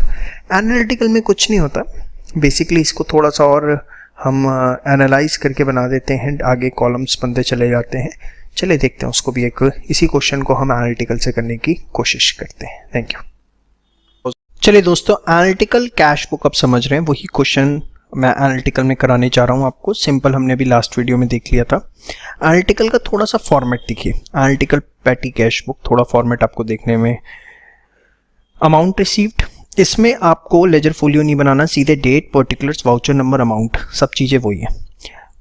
देखो यहाँ तक तो ये एकदम अमाउंट तक आप देखो सिंपल पेटी कैश बुक जैसा ही है। बाद में आपने एक बनाया एनालिसिस ऑफ पेमेंट्स। अब एनालिसिस ऑफ पेमेंट्स क्या है वो भी मैं आपको बताता हूँ, उससे पहले हम नॉर्मल क्वेश्चन स्टार्ट करते हैं। देखिए, रिसीव्ड कैश फ्रॉम कैशियर 1 अप्रैल को 1000 रुपये, ठीक है। तो आपने यहाँ पर लिखा अप्रैल 1, ठीक है। कैश रिसीव हुआ कैशियर से कितना, 1000 रुपये, ठीक है, नॉर्मल आपने लिखा। इसके बाद आप देखिए, पोस्टेज हमने पे करी 50 रुपये 2 अप्रैल को, ठीक है। तो 2 अप्रैल को बाय पोस्टेज हमने पे करी 50 रुपीज़। अब देखिए इसमें हमें क्या करना है, जो जो हम खर्चे हैं ना, जैसे पोस्टेज है उसका एक कॉलम बना लिया। आप देखेंगे अगर पूरे क्वेश्चन में, तो मैंने एक बार ब्रॉडली देख लिया कि एक खर्चा मेरा पोस्टेज है, एक सोप है, एक कुली फेयर है 3, फिर ये पोस्टेज रिपीट हो रहा है, चौथा स्टेशनरी है, 5वां रिफ्रेशमेंट है, और 6th जो है वो 6th जो है वो फोटोस्टेट है, ठीक है। तो ये 5-6 खर्चे हैं, तो आपको क्या करना है, सबका कॉलम बना लेना है, पोस्टेज, सोप, कुली, स्टेशनरी, रिफ्रेशमेंट, फोटोस्टेट। और जब आप अमाउंट यहाँ लिख रहे हो तो वही अमाउंट आपने पोस्टेज के अंदर भी लिख दिया। समझ में आई बात? अब जैसे नेक्स्ट था हमारा paid for soap 30 rupees 3 April को, 3 अप्रैल को paid for soap by soap, ठीक है, 30 रुपीज़ है, तो आपने वो सोप के अंदर भी लिख दिया 30। बस एज सिंपल एज दैट, आप इसे करते रहिए, इसमें कुछ भी नहीं है। कुली फेयर 60, पोस्टेज 40 बाय कुली फेयर 60, ठीक है। ये है आपका कब, 4 अप्रैल को, और पोस्टेज के हमने 40 रुपये दिए बाय पोस्टेज 40 रुपये, वो अब यहाँ पर हम दोबारा लिख देंगे 40। इससे एंड में हमें ये पता लगेगा कि हमने पोस्टेज के स्पेसिफिक कितने दिए, सोप के कितने दिए, कुली के कितने दिए, टोटल हमें उसका पता लग जाएगा। बस फ़ायदा ये है, समझ में आई बात? अब मैं थोड़ा सा इसे छोटा छोटा लिखना पड़ेगा, आप इसे एक बार बनाइए जरा, अपने आप करिए कंटिन्यू। स्टेशनरी पे किया हमने 100 रुपीज़, स्टेशनरी 100 रुपीज़, ठीक है। तो ये आपका 100 रुपीज़ स्टेशनरी में आ जाएगा। ये डैश डैश डालना हो तो डाल दो, नहीं तो ज़रूरी भी नहीं है, ठीक है। इसके 10 अप्रैल को था ये। फिर 12 अप्रैल को रिफ्रेशमेंट पे किया 50 रुपये बाय रिफ्रेशमेंट, 50 रुपये हमने पे किए, तो रिफ्रेशमेंट के कॉलम में 50 रुपीज़ जो है वो हम लिख देंगे, ठीक है। इसके बाद कुली को फिर 100 रुपये दिए 13 अप्रैल को और स्टेशनरी के 80 रुपये दिए।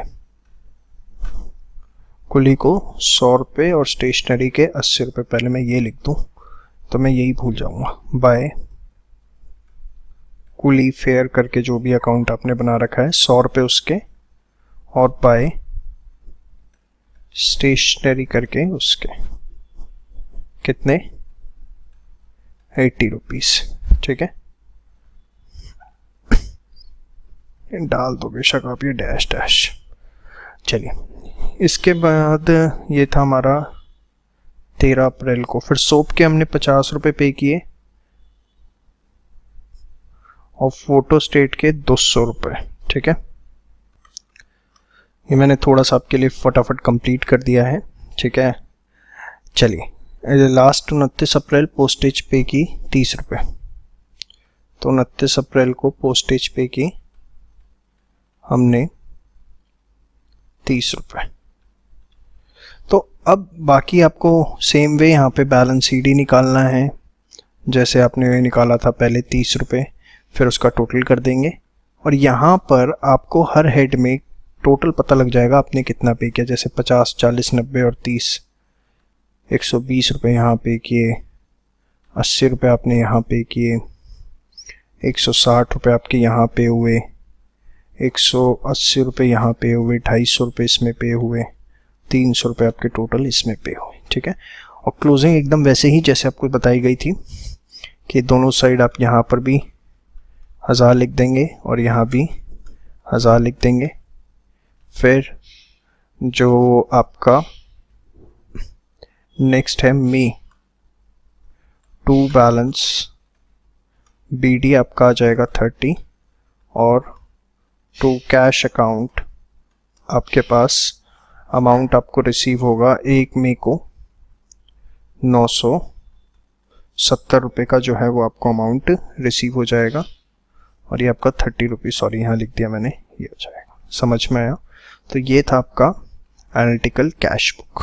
हेलो फ्रेंड्स, आपने मेरे साथ ऑलरेडी कैश बुक पूरी की पूरी सीख ली है।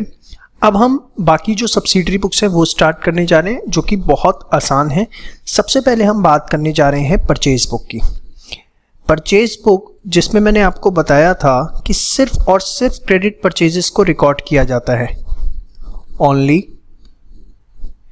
क्रेडिट परचेज, और वो भी गुड्स की। Only credit purchase of goods are recorded, यही मैंने आपको बताया था। यस और नो? तो चलिए देखते हैं परचेज बुक। एक एग्जांपल आपके सामने है, ठीक है, इसे आप नोट डाउन कर लीजिए और फिर इसके हम परचेज बुक बनाते हैं। देखिए ये फॉर्मेट है books of measures Narayan and company, books of जिसकी भी है वो आप लिखेंगे। Purchase book, particular details and amount, very simple. ठीक है, चलिए अब आइए स्टार्ट करते हैं। सबसे पहले अच्छा, इसमें आप फर्स्ट कॉलम एक यहाँ पर डेट का भी बना लीजिए। ये आपके लिए फॉर्मेट अपडेट कर दिया मैंने। चलिए अब देखिए, purchased from Brown and company on credit 5 gross pencils, 1 gross registers, less trade discount. तो कैसे लिखना है देखिए,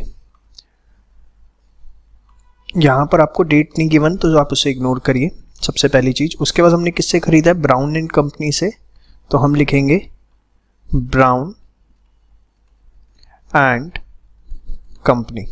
अब क्या खरीदा हमने? 5 gross pencils at the ₹100 per gross, तो यही आप लिख देंगे as it is, 5 gross pencils at the rate of ₹100 per gross. तो कितना हो गया ये? 500 रुपये। यस और नो? इसके बाद 1 gross registers at the rate of 240 per dozen. जो आपका 1 ग्रॉस होता है, 1 ग्रॉस आपका इक्विवेलेंट होता है 12 डजन्स के। ठीक है, तो ये बात आपको ध्यान रखनी है। तो 1 gross registers at the rate of ₹240 per dozen.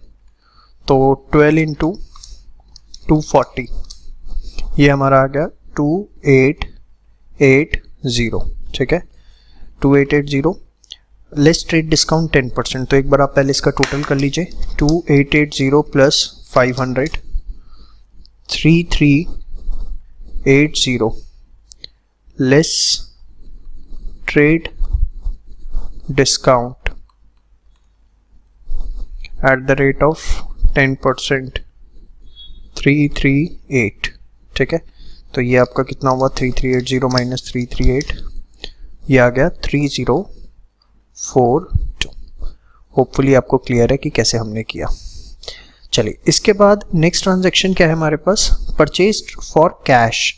Cash है तो ये जो है आपका कैश बुक के अंदर आएगा, ना कि परचेज बुक के अंदर। इसको रिकॉर्ड करने की आपको ज़रूरत नहीं है, ठीक है। परचेज्ड कंप्यूटर, देखिए purchased computer for office use, goods and company on credit ₹30,000। Measures office से कंप्यूटर हमने खरीदा ऑफिस यूज के लिए। देखिए अगर ऑफिस यूज के लिए आप कुछ खरीद रहे हैं, वो भी खासकर कंप्यूटर, तो that is basically a fixed asset. आप गुड्स नहीं परचेज कर रहे। बात समझ में आई? मैंने क्या बोला था, only credit purchase of goods are recorded. यहाँ पर आप क्या परचेज कर रहे हैं, कंप्यूटर परचेज कर रहे हैं, वो भी ऑफिस यूज के लिए, दैट्स अ फिक्स्ड एसेट। तो ये भी आपका जर्नल प्रॉपर के अंदर आएगा, ना कि ये आपका इसके अंदर परचेज बुक के अंदर आएगा। समझ में आ रहा है आपको? आपको ये देखना है, जरूरी नहीं कि सारी ट्रांजेक्शन्स आएंगी ही आएंगी। नेक्स्ट है purchase on credit from the paper and company. Paper and company से खरीदा 5 RIMS of white paper and 10 reams of ruled paper. तो ये आएगा हमारा, स्टेशनरी का बिजनेस है उनका, लग रहा है हमें। 5 रिम्स और किससे खरीदा, द पेपर एंड कंपनी। तो आपने यहाँ लिखा द पेपर कंपनी, ठीक है।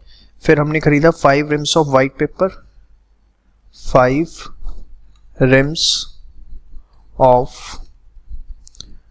5 रिम्स ऑफ लिखने की जरूरत नहीं है, white paper at the rate of कितना 100 पर रिम, 100 पर रिम। तो ये हो गया आपका कितना 500। इसके बाद 10 reams of ruled paper at 150 per ream, ठीक है। तो 10 reams ruled paper at the rate of कितना बेटा 150 पर रिम, ठीक है। तो ₹150 पर रिम। तो ये हो गया आपका कितना 1500। टोटल कितना हो गया 2000 माइनस ट्रेड डिस्काउंट कितना 10%, 10 ही है ना, हाँ 10%। तो 200। तो ये हमारा बचा कितना 1800। बहुत सिंपल, कोई इसमें टेक्निकल नहीं है, ठीक है। बेशक आप एक काम कर सकते हैं, एक ट्रांजैक्शन के बाद यहाँ पर बीच में अगर चाहें तो बाइफरकेट ऐसे लाइन डाल दीजिए, ठीक है, ताकि आपको कन्फ्यूजन ना हो, और एग्ज़ाम में भी डाल देंगे तो कोई दिक्कत नहीं होगी, ठीक है। इसके बाद परचेज 1 डजन जेल पेन्स, किससे खरीदे हैं, मेजर्स नारायण एंड कंपनी। तो मेजर्स नारायण एंड कंपनी, ठीक है। क्या खरीदा हमने 1 dozen gel pen at 15 each. तो 1 dozen gel pens at the rate of 15 each. 15 into 12 कितना हो गया 180 रुपये, ठीक है। और उसके बाद sorry messrs Verma and brother से खरीदा, इनकी तो हम बुक्स बना लें, गलती कर दी, sorry messrs Verma and brothers से, ठीक है। और कोई डिस्काउंट वगैरह इसमें नहीं मिला, तो यही 180 आपका यहाँ पर आ जाएगा। अब आप टोटल कर दीजिए 3042 प्लस 1800 प्लस 180 5022। और ये जो भी आएगा ये हम ट्रांसफ़र कर देंगे परचेज अकाउंट के अंदर। परचेज अकाउंट जो है वो इतने से डेबिट हो जाएगा 5022। तो this is the purchase book. Hopefully आप लोगों को ये समझ में आया कि हमें कैसे बनाना है। ठीक है, नोट करिए फास्ट से प्लीज़। चलिए अब मैं एक डिटेल्ड परचेज बुक आप लोगों के लिए लेने जा रहा हूँ, कंसिडर करिए इसे। पहले आप इसे अच्छे से समझ लीजिए, फिर नेक्स्ट क्वेश्चन पे आते हैं। ये देखिए नेक्स्ट क्वेश्चन नंबर 2 आप लोगों के लिए। देयर आर सर्टेन ट्रांजेक्शन्स, ठीक है, और हमें बनाना है परचेज बुक। और परचेज बुक के साथ साथ हम इसमें लेजर पोस्टिंग भी सीखेंगे। धीरे धीरे ये भी सीखना शुरू करें ताकि आगे हमें दिक्कत ना हो। ठीक है, चलिए। अप्रैल 4 purchase from Ajay enterprises. Ajay enterprise से खरीदा दिल्ली 100 डजन रिक्सोना हवाई चप्पल, मतलब चप्पलों का काम है इनका, 120 रुपये डज़न के हिसाब से, और 200 डज़न पल्की लेदर चप्पल 300 रुपये पर डज़न से, जिसका ट्रेड डिस्काउंट है 10%। और इसमें फ्री चार्ज भी गिवन है आपको 150। अभी पिछले क्वेश्चन में ये गिवन नहीं था। तो जब इस तरह के क्वेश्चन अगर आपके पास आ जाए जिसमें फ्रेट भी आपके पास है, तो कुछ नहीं, थोड़ा सा डिटेल परचेज बुक बनानी है। कैसे बनानी है वो मैं आपको बताता हूँ। देखिए सी, इस तरह का फॉर्मेट उसका होगा जिसमें आपके पास particulars, gross amount, trade discount, net price, freight, total amount, ऐसे आपको लेना है। ग्रॉस अमाउंट जो आप अभी क्या कर रहे थे ध्यान से देखिए, पिछले क्वेश्चन में जैसे आपने ये लिया 3380, तो this was the gross amount. ठीक है, फिर आपने क्या किया, उसमें से ट्रेड डिस्काउंट माइनस किया, तो जो आपके पास बचा that is what the net amount. यही बचा आपके पास, हाँ या ना, नेट अमाउंट आपके पास बचा। सेम वे बेटा आप यहाँ पर देखिए, यहाँ पर ग्रॉस अमाउंट ये है, ट्रेड डिस्काउंट नेट प्राइस, मतलब if this is B A, if this is B, so this is A minus B. समझ में आया? शो उसे हमने कॉलम्स में कर दिया है। और फिर इसको अगर मैं सी बोल देता हूँ सपोज, और ये डी मेरा फ्रेट है, तो ये जो है सी प्लस डी है। समझ में आया? अगर फ्रेट है तो आप इसे ऐसे करेंगे। अब देखिए अजय इंटरप्राइज से खरीदा हमने 100 डजन चप्पल 120 रुपये पर डजन से, कितना हो गया 12,000 रुपये। और 200 डजन पल्की लेदर चप्पल 300 रुपये के हिसाब से कितना हो गया 60,000। टोटल कितना हो गया 60 और 12 72,000 रुपीज़। येस और नो? श्योर। फिर लेस ट्रेड डिस्काउंट 10% कितना 7200, तो नेट अमाउंट कितना बचा 6400। देखिए चाहे तो आप इस कॉलम को अवॉइड भी कर सकते हैं, ये 3 कॉलम भी छोड़ सकते हैं, नेट प्राइस, फ्रेट और टोटल अमाउंट। उस केस के अंदर आप सारा इंटरनली निकाल के सीधे नेट अमाउंट लिख दीजिएगा। चाहे तो आप ये इंस्टेड ऑफ मेकिंग 3 कॉलम्स एक नेट प्राइस से भी कर सकते हैं, ऐसी कोई दिक्कत नहीं। उसमें फिर ट्रेड डिस्काउंट आपको इंटरनली निकालना पड़ेगा। ठीक है, फिर फ्रेट कितना बोला था उसने 150, तो दिस प्लस दिस आपका आ गया 64950। समझ में आ गई बात? श्योर। चलिए इसके बाद purchase from Balaji traders 50 dozen Max shoes ही खरीदे हैं 400 पर डजन। तो देखिए Balaji traders 50 dozen Max shoes at 400 कितना हो गया 20,000 रुपये, हाँ या ना। उसके बाद 100 पेयर स्पोर्ट शूज़ एट 140, तो 100 140 के हिसाब से 14,000, टोटल कितना हो गया 34। ठीक है, उसके बाद 10% नेट डिस्काउंट 3400, तो कितना हो गया 30,600। 200 फ्रेट पे किया तो कितना हो गया 30,800 रुपये। समझ में आया? श्योर। उसके बाद अप्रैल 28 को परचेज की तिरुपति इंडस्ट्रीज बहादुरगढ़ से 40 पेयर लेदर शूज 400 रुपये के हिसाब से, 40 पेयर 400 रुपये पर पेयर, तो 40 400 रुपये कितना हो गया 16,000। उसके बाद हमने 100 डजन रोजी हवाई चप्पल 180 रुपये पर डजन के हिसाब से, तो 100 डजन 180 के हिसाब से कितना हो गया 18,000। टोटल कितना हो गया 34,000। ट्रेड डिस्काउंट 10% माइनस किया तो आ गया आपके पास 30,600। अब यहाँ पे फ्रेट कितना पे किया हमने 100, तो ये 100 हो गया, तो हो गया 30,700 नेट अमाउंट जो आपने पे किया। अब ये डिटेल बनवाने के पीछे मकसद क्या था, मैंने आपको बोला था इसमें मैं आपको लेजर पोस्टिंग सिखाऊंगा। तो देखिए लेजर पोस्टिंग होती कैसे है वो मैं आपको इसमें बताता हूँ। सबसे पहले बेटा देखिए अजय इंटरप्राइजेस से हमने नेट अमाउंट जो है वो कितना देना है 64,950। येस और नो? श्योर। तो आइए लेजर्स बनाते हैं।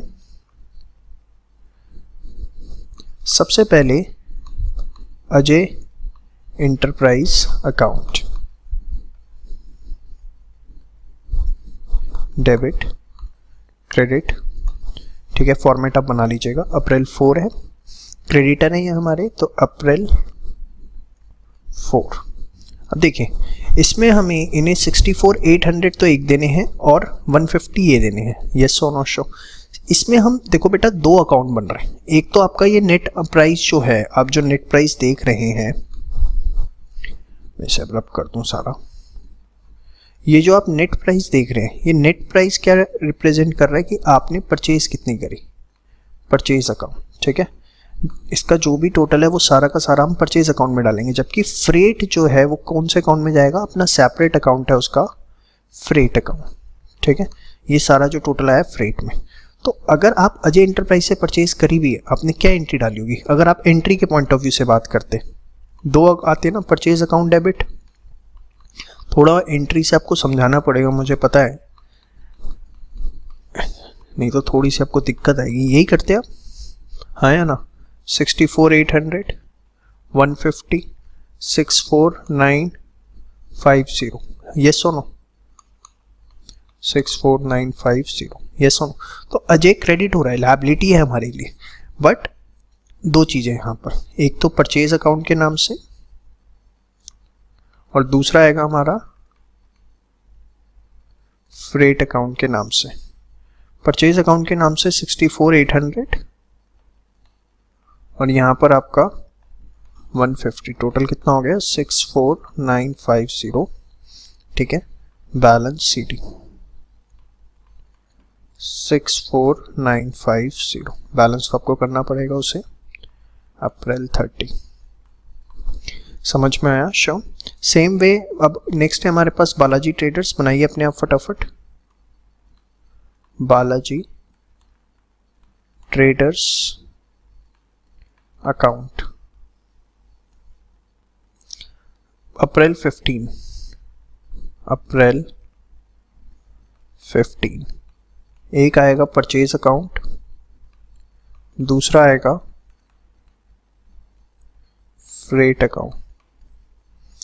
परचेज में 23,600 और उसमें 200, 23,600 और इसमें 200, टोटल हो गया 30,800, ठीक है। यहाँ पर हम क्या लिखेंगे, बैलेंस सीडी कितना बेटा 30,800, गुड, अप्रैल 30। होपफुली समझ में आ रहा है सब। नेक्स्ट बनाओ फटाफट, तृप्ति इंडस्ट्रीज, तृप्ति इंडस्ट्रीज अकाउंट, क्रेडिट डेबिट। कब खरीदा बेटा इससे, अप्रैल 28, अप्रैल 28। परचेज अकाउंट और फ्रेट अकाउंट 30,600 और 100, तो टोटल कितना हो गया 30,700। Balance CD 30,700,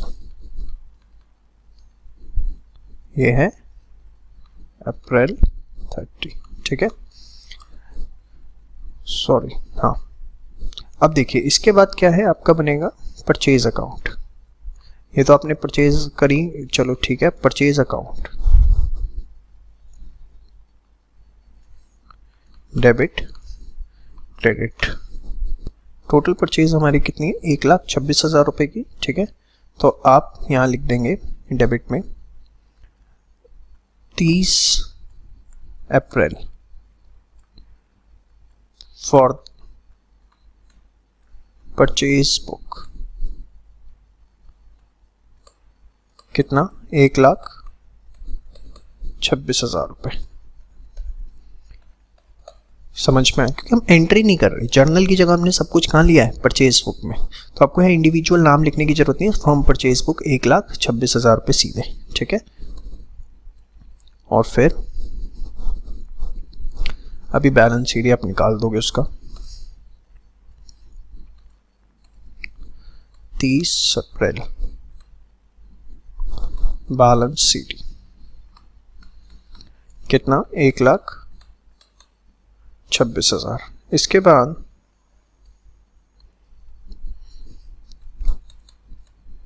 freight account, debit credit. अब ध्यान से देखिए, इसमें भी हमने टोटल फ्रेट देखिए कितना पे किया है, 450, ठीक है। तो from purchase book 450,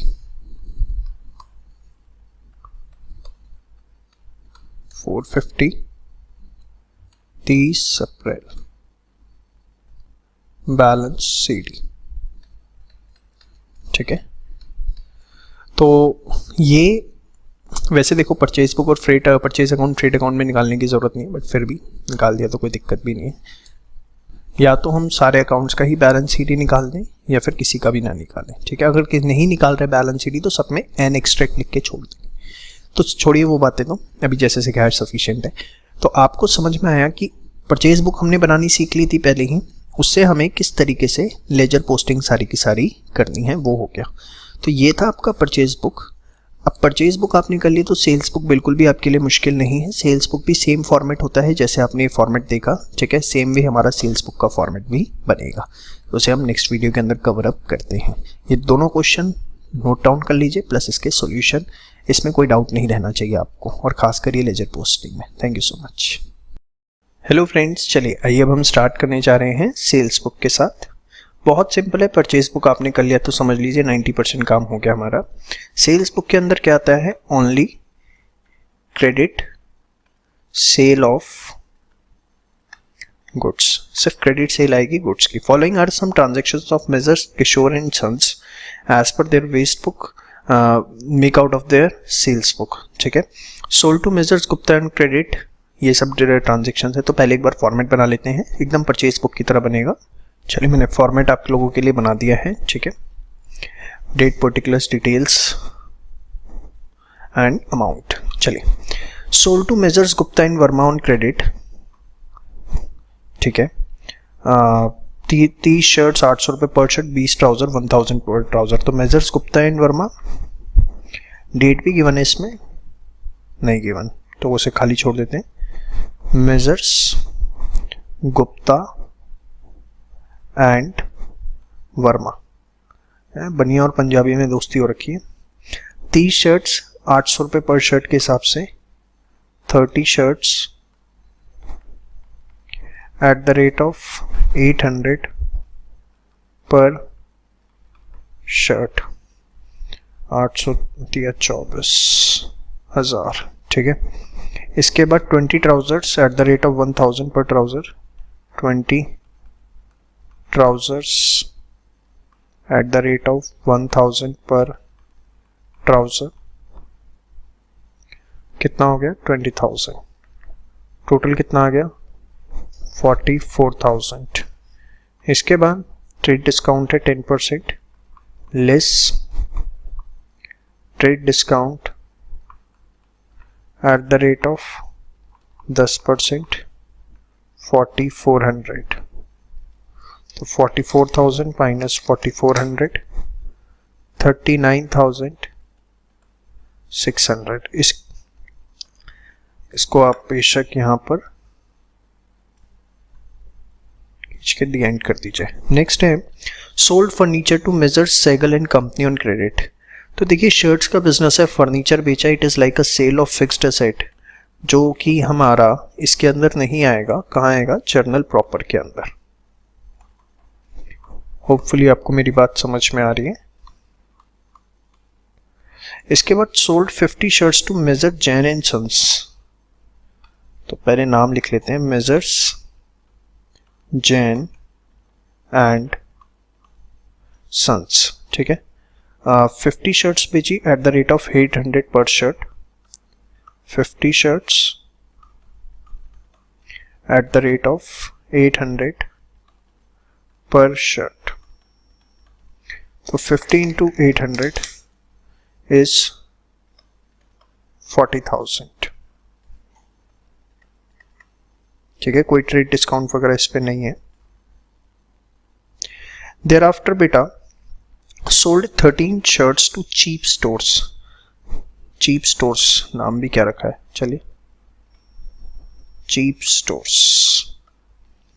13 shirts at the rate of 750 each। ओहो, फॉर कैश लिखा हुआ है, देखो मैंने ध्यान नहीं दिया ना, ये कहाँ जाएगा, कैश बुक के अंदर, तो इसके अंदर तो ये आना ही नहीं था, ये चीप स्टोर ने चीप हरकत करवा दी। चलो भाई, फिर sold on credit measures Mathur and Jain, इसमें तो नहीं है, नहीं है, चलो कैश वैश, तो यहां मेजर्स माथुर एंड जैन, ठीक है। 100 shirts eight the rate of 750 पर shirt, 100 shirts eight the rate of 750 पर शर्ट, तो ये आपका हो गया 750, 75,000 रुपए। फिर 10 overcoats eight the rate of 5,000 overcoat, 10 overcoats eight the rate of 5,000 ही था ना, 5,000 पर ओवरकोट, तो ये हो गया आपका कितना, 50,000। तो ये आपका आ गया, सॉरी ट्रेड डिस्काउंट भी है इसमें हमारा, तो 1,25,000 माइनस ट्रेड डिस्काउंट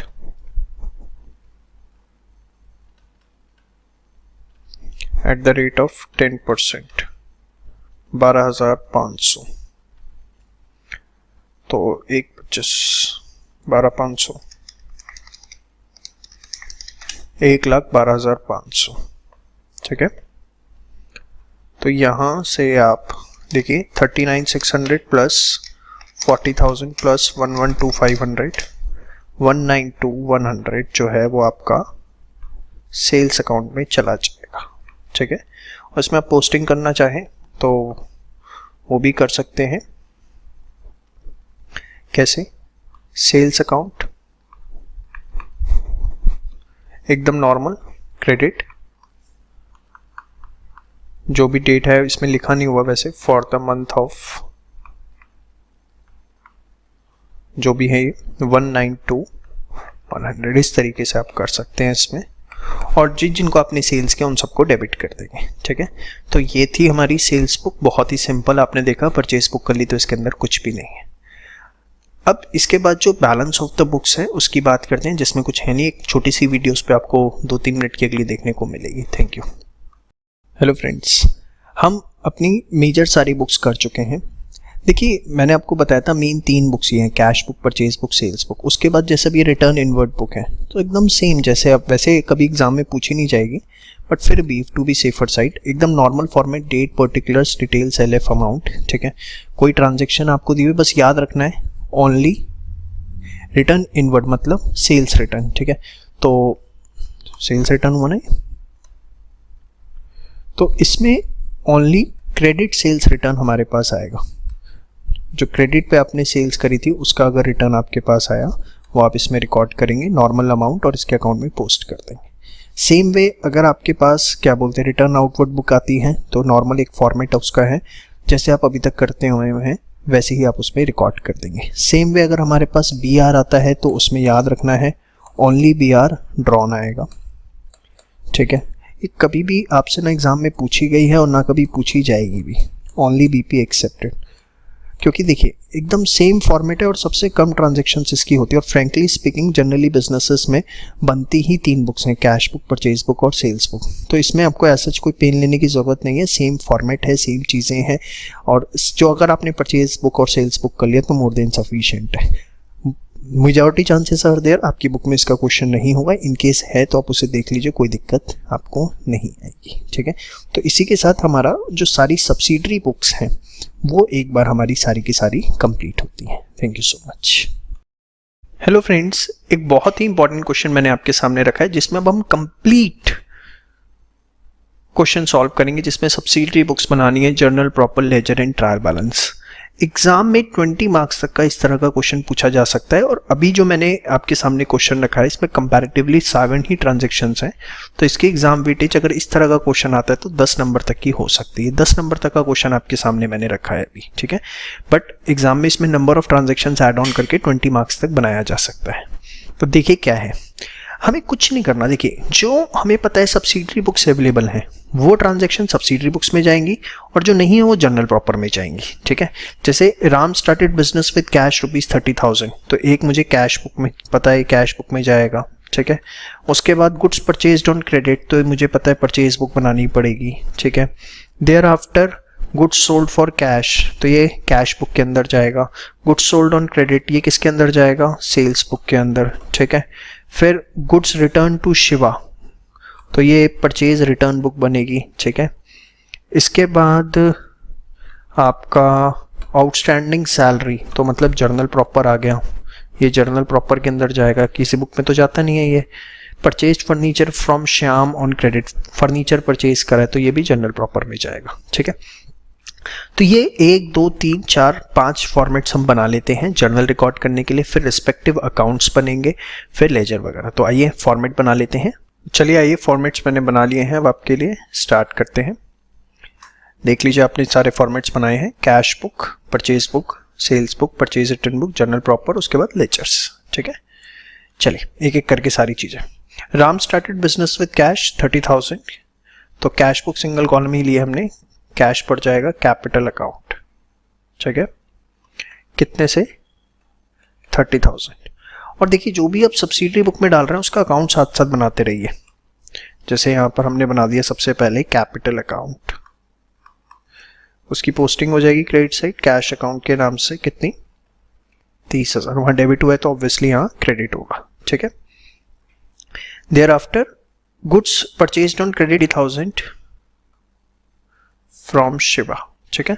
तो परचेज बुक में by the name of Shiva account,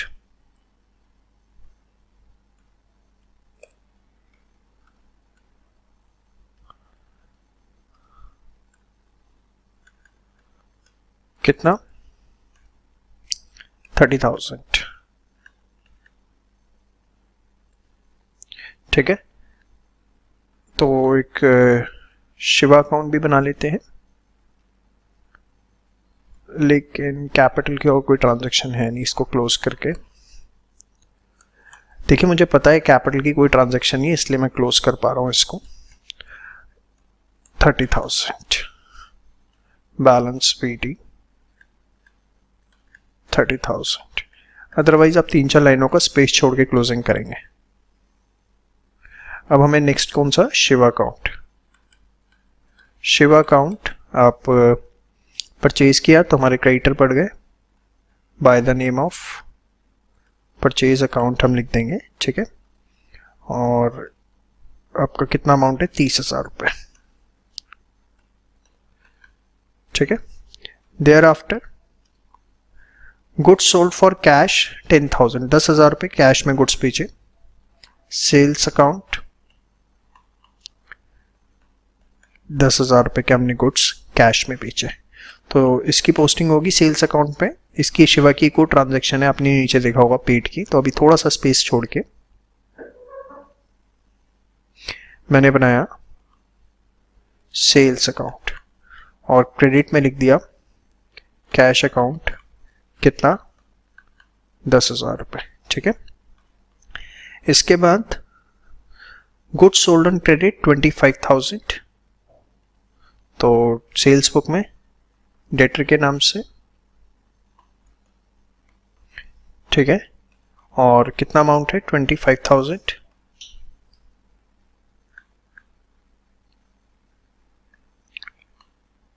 तो यहां पर आपका डेटर अकाउंट एक बनेगा, थोड़ा सा स्पेस छोड़ के यही मैं बना लेता हूं डेटर अकाउंट, और यहां पर सेल्स अकाउंट के नाम से आपके पास आ जाएगा कितना, 25,000, ठीक है। There after goods sold on credit हो गया। गुड्स रिटर्न टू शिवा 5000 के गुड्स रिटर्न के, तो परचेज रिटर्न बुक में आएगा शिवा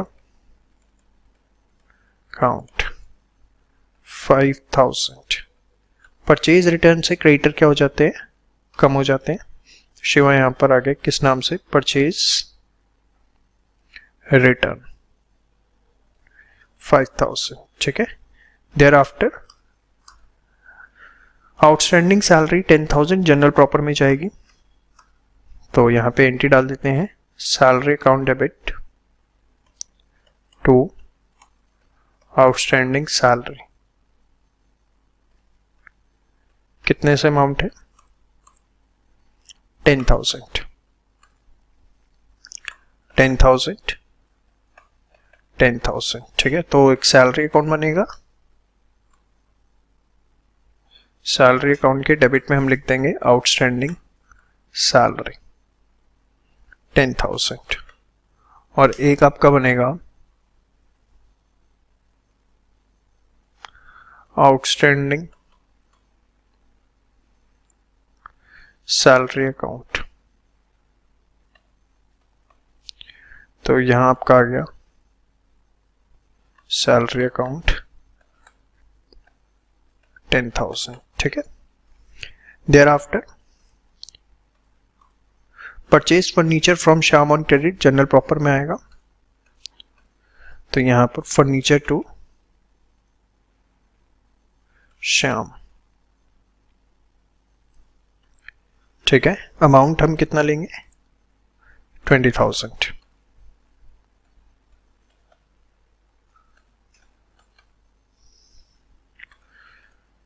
तो यहां पर फर्नीचर अकाउंट श्याम अकाउंट, मैं अमाउंट भूल जाता हूं 20, और एक हमारा श्याम अकाउंट बनेगा जिसमें हम क्या डाल देंगे, फर्नीचर अकाउंट 20,000, ठीक है। इसके बाद अब सारी बुक्स क्लोज करते हैं। कैश बुक, बैलेंस सीडी, कितना बचा, 40,000। कैश बुक ही अपने आप में लेजर होता है, मैंने आपको स्टार्टिंग में भी बताया था फर्स्ट वीडियो में, it's subsidiary as well as principal book, balance BD. Purchase book का जो भी टोटल है वो हम ट्रांसफर कर देंगे परचेज अकाउंट में, डेबिट होगा कितना, 30,000 रुपये, ठीक है। तो लेजर्स में परचेज अकाउंट यहां लिख दिया from purchase book 30,000, balance CD 30,000, और बैलेंस पीडी 30,000। ये बीडी नहीं भी लिखोगे तो कोई दिक्कत नहीं है, ठीक है। इसके बाद next we have sales book 25,000, sales account क्या होगा, क्रेडिट। तो सेल्स अकाउंट हमारा बना हुआ है, यहां पे लिख देंगे फ्रॉम सेल्स बुक, ठीक है, 25,000। Total comes out to be 35. So here it will be balance CD 35,000, which will become the balance PD 35,000, ठीक है। तो sorry, thereafter we have purchase return book total, purchase return account जो कि क्या होगा, credit होगा, ठीक है। तो परचेज रिटर्न अकाउंट लिख देंगे क्रेडिट में from purchase return book.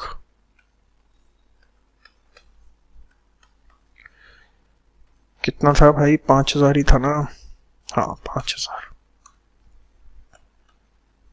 5,000 balance सीटी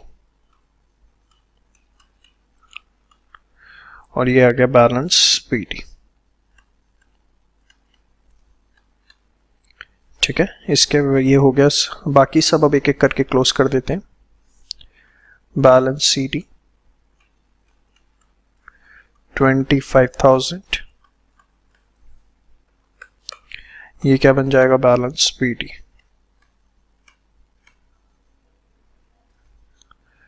कितना, 25। thereafter we have debtor account,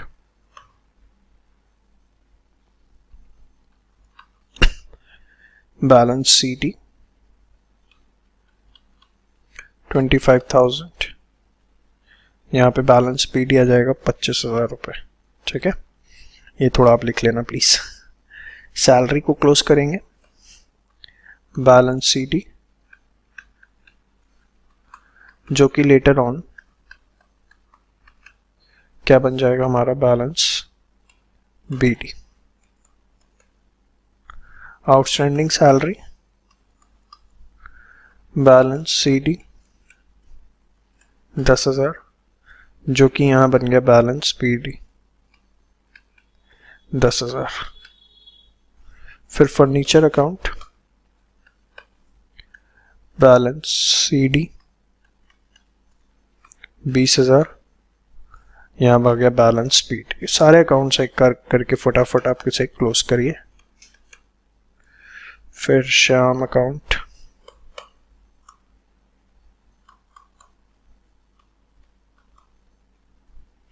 balance PD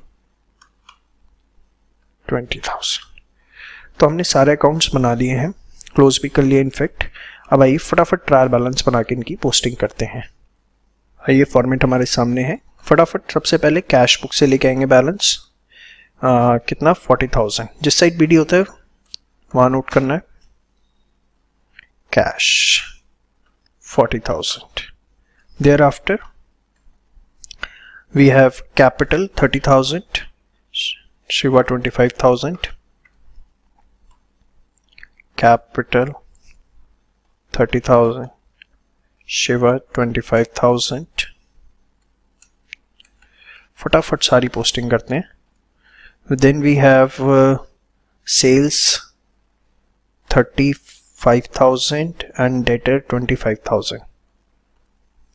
sales 35,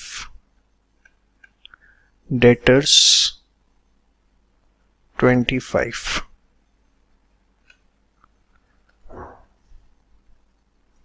thereafter salary, outstanding salary and furniture, salary,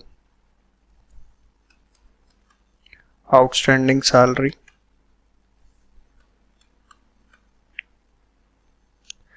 furniture, furniture is 20,000। thereafter Shyam 20,000 credit,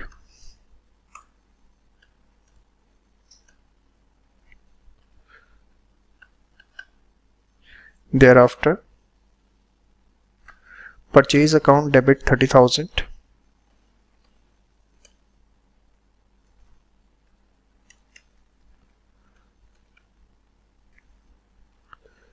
next purchase return credit 5,000,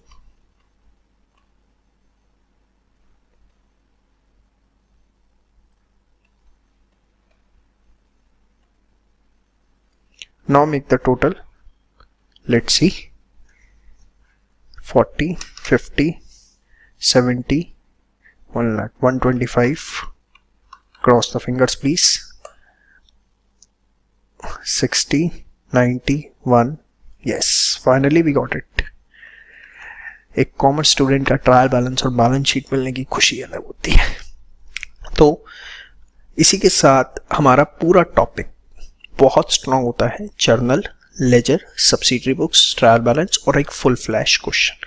अब हमारे यहाँ सारे basic से to Z खत्म होते हैं। होपफुली आपको मेरी सारी बातें समझ में आई। कोई एक आधा क्वेश्चन और आप प्रैक्टिस करना चाहें तो अपनी बुक से कर सकते हैं, लेकिन इस वीडियो को प्लीज़ इग्नोर ना करें, ये बहुत इंपॉर्टेंट क्वेश्चन है।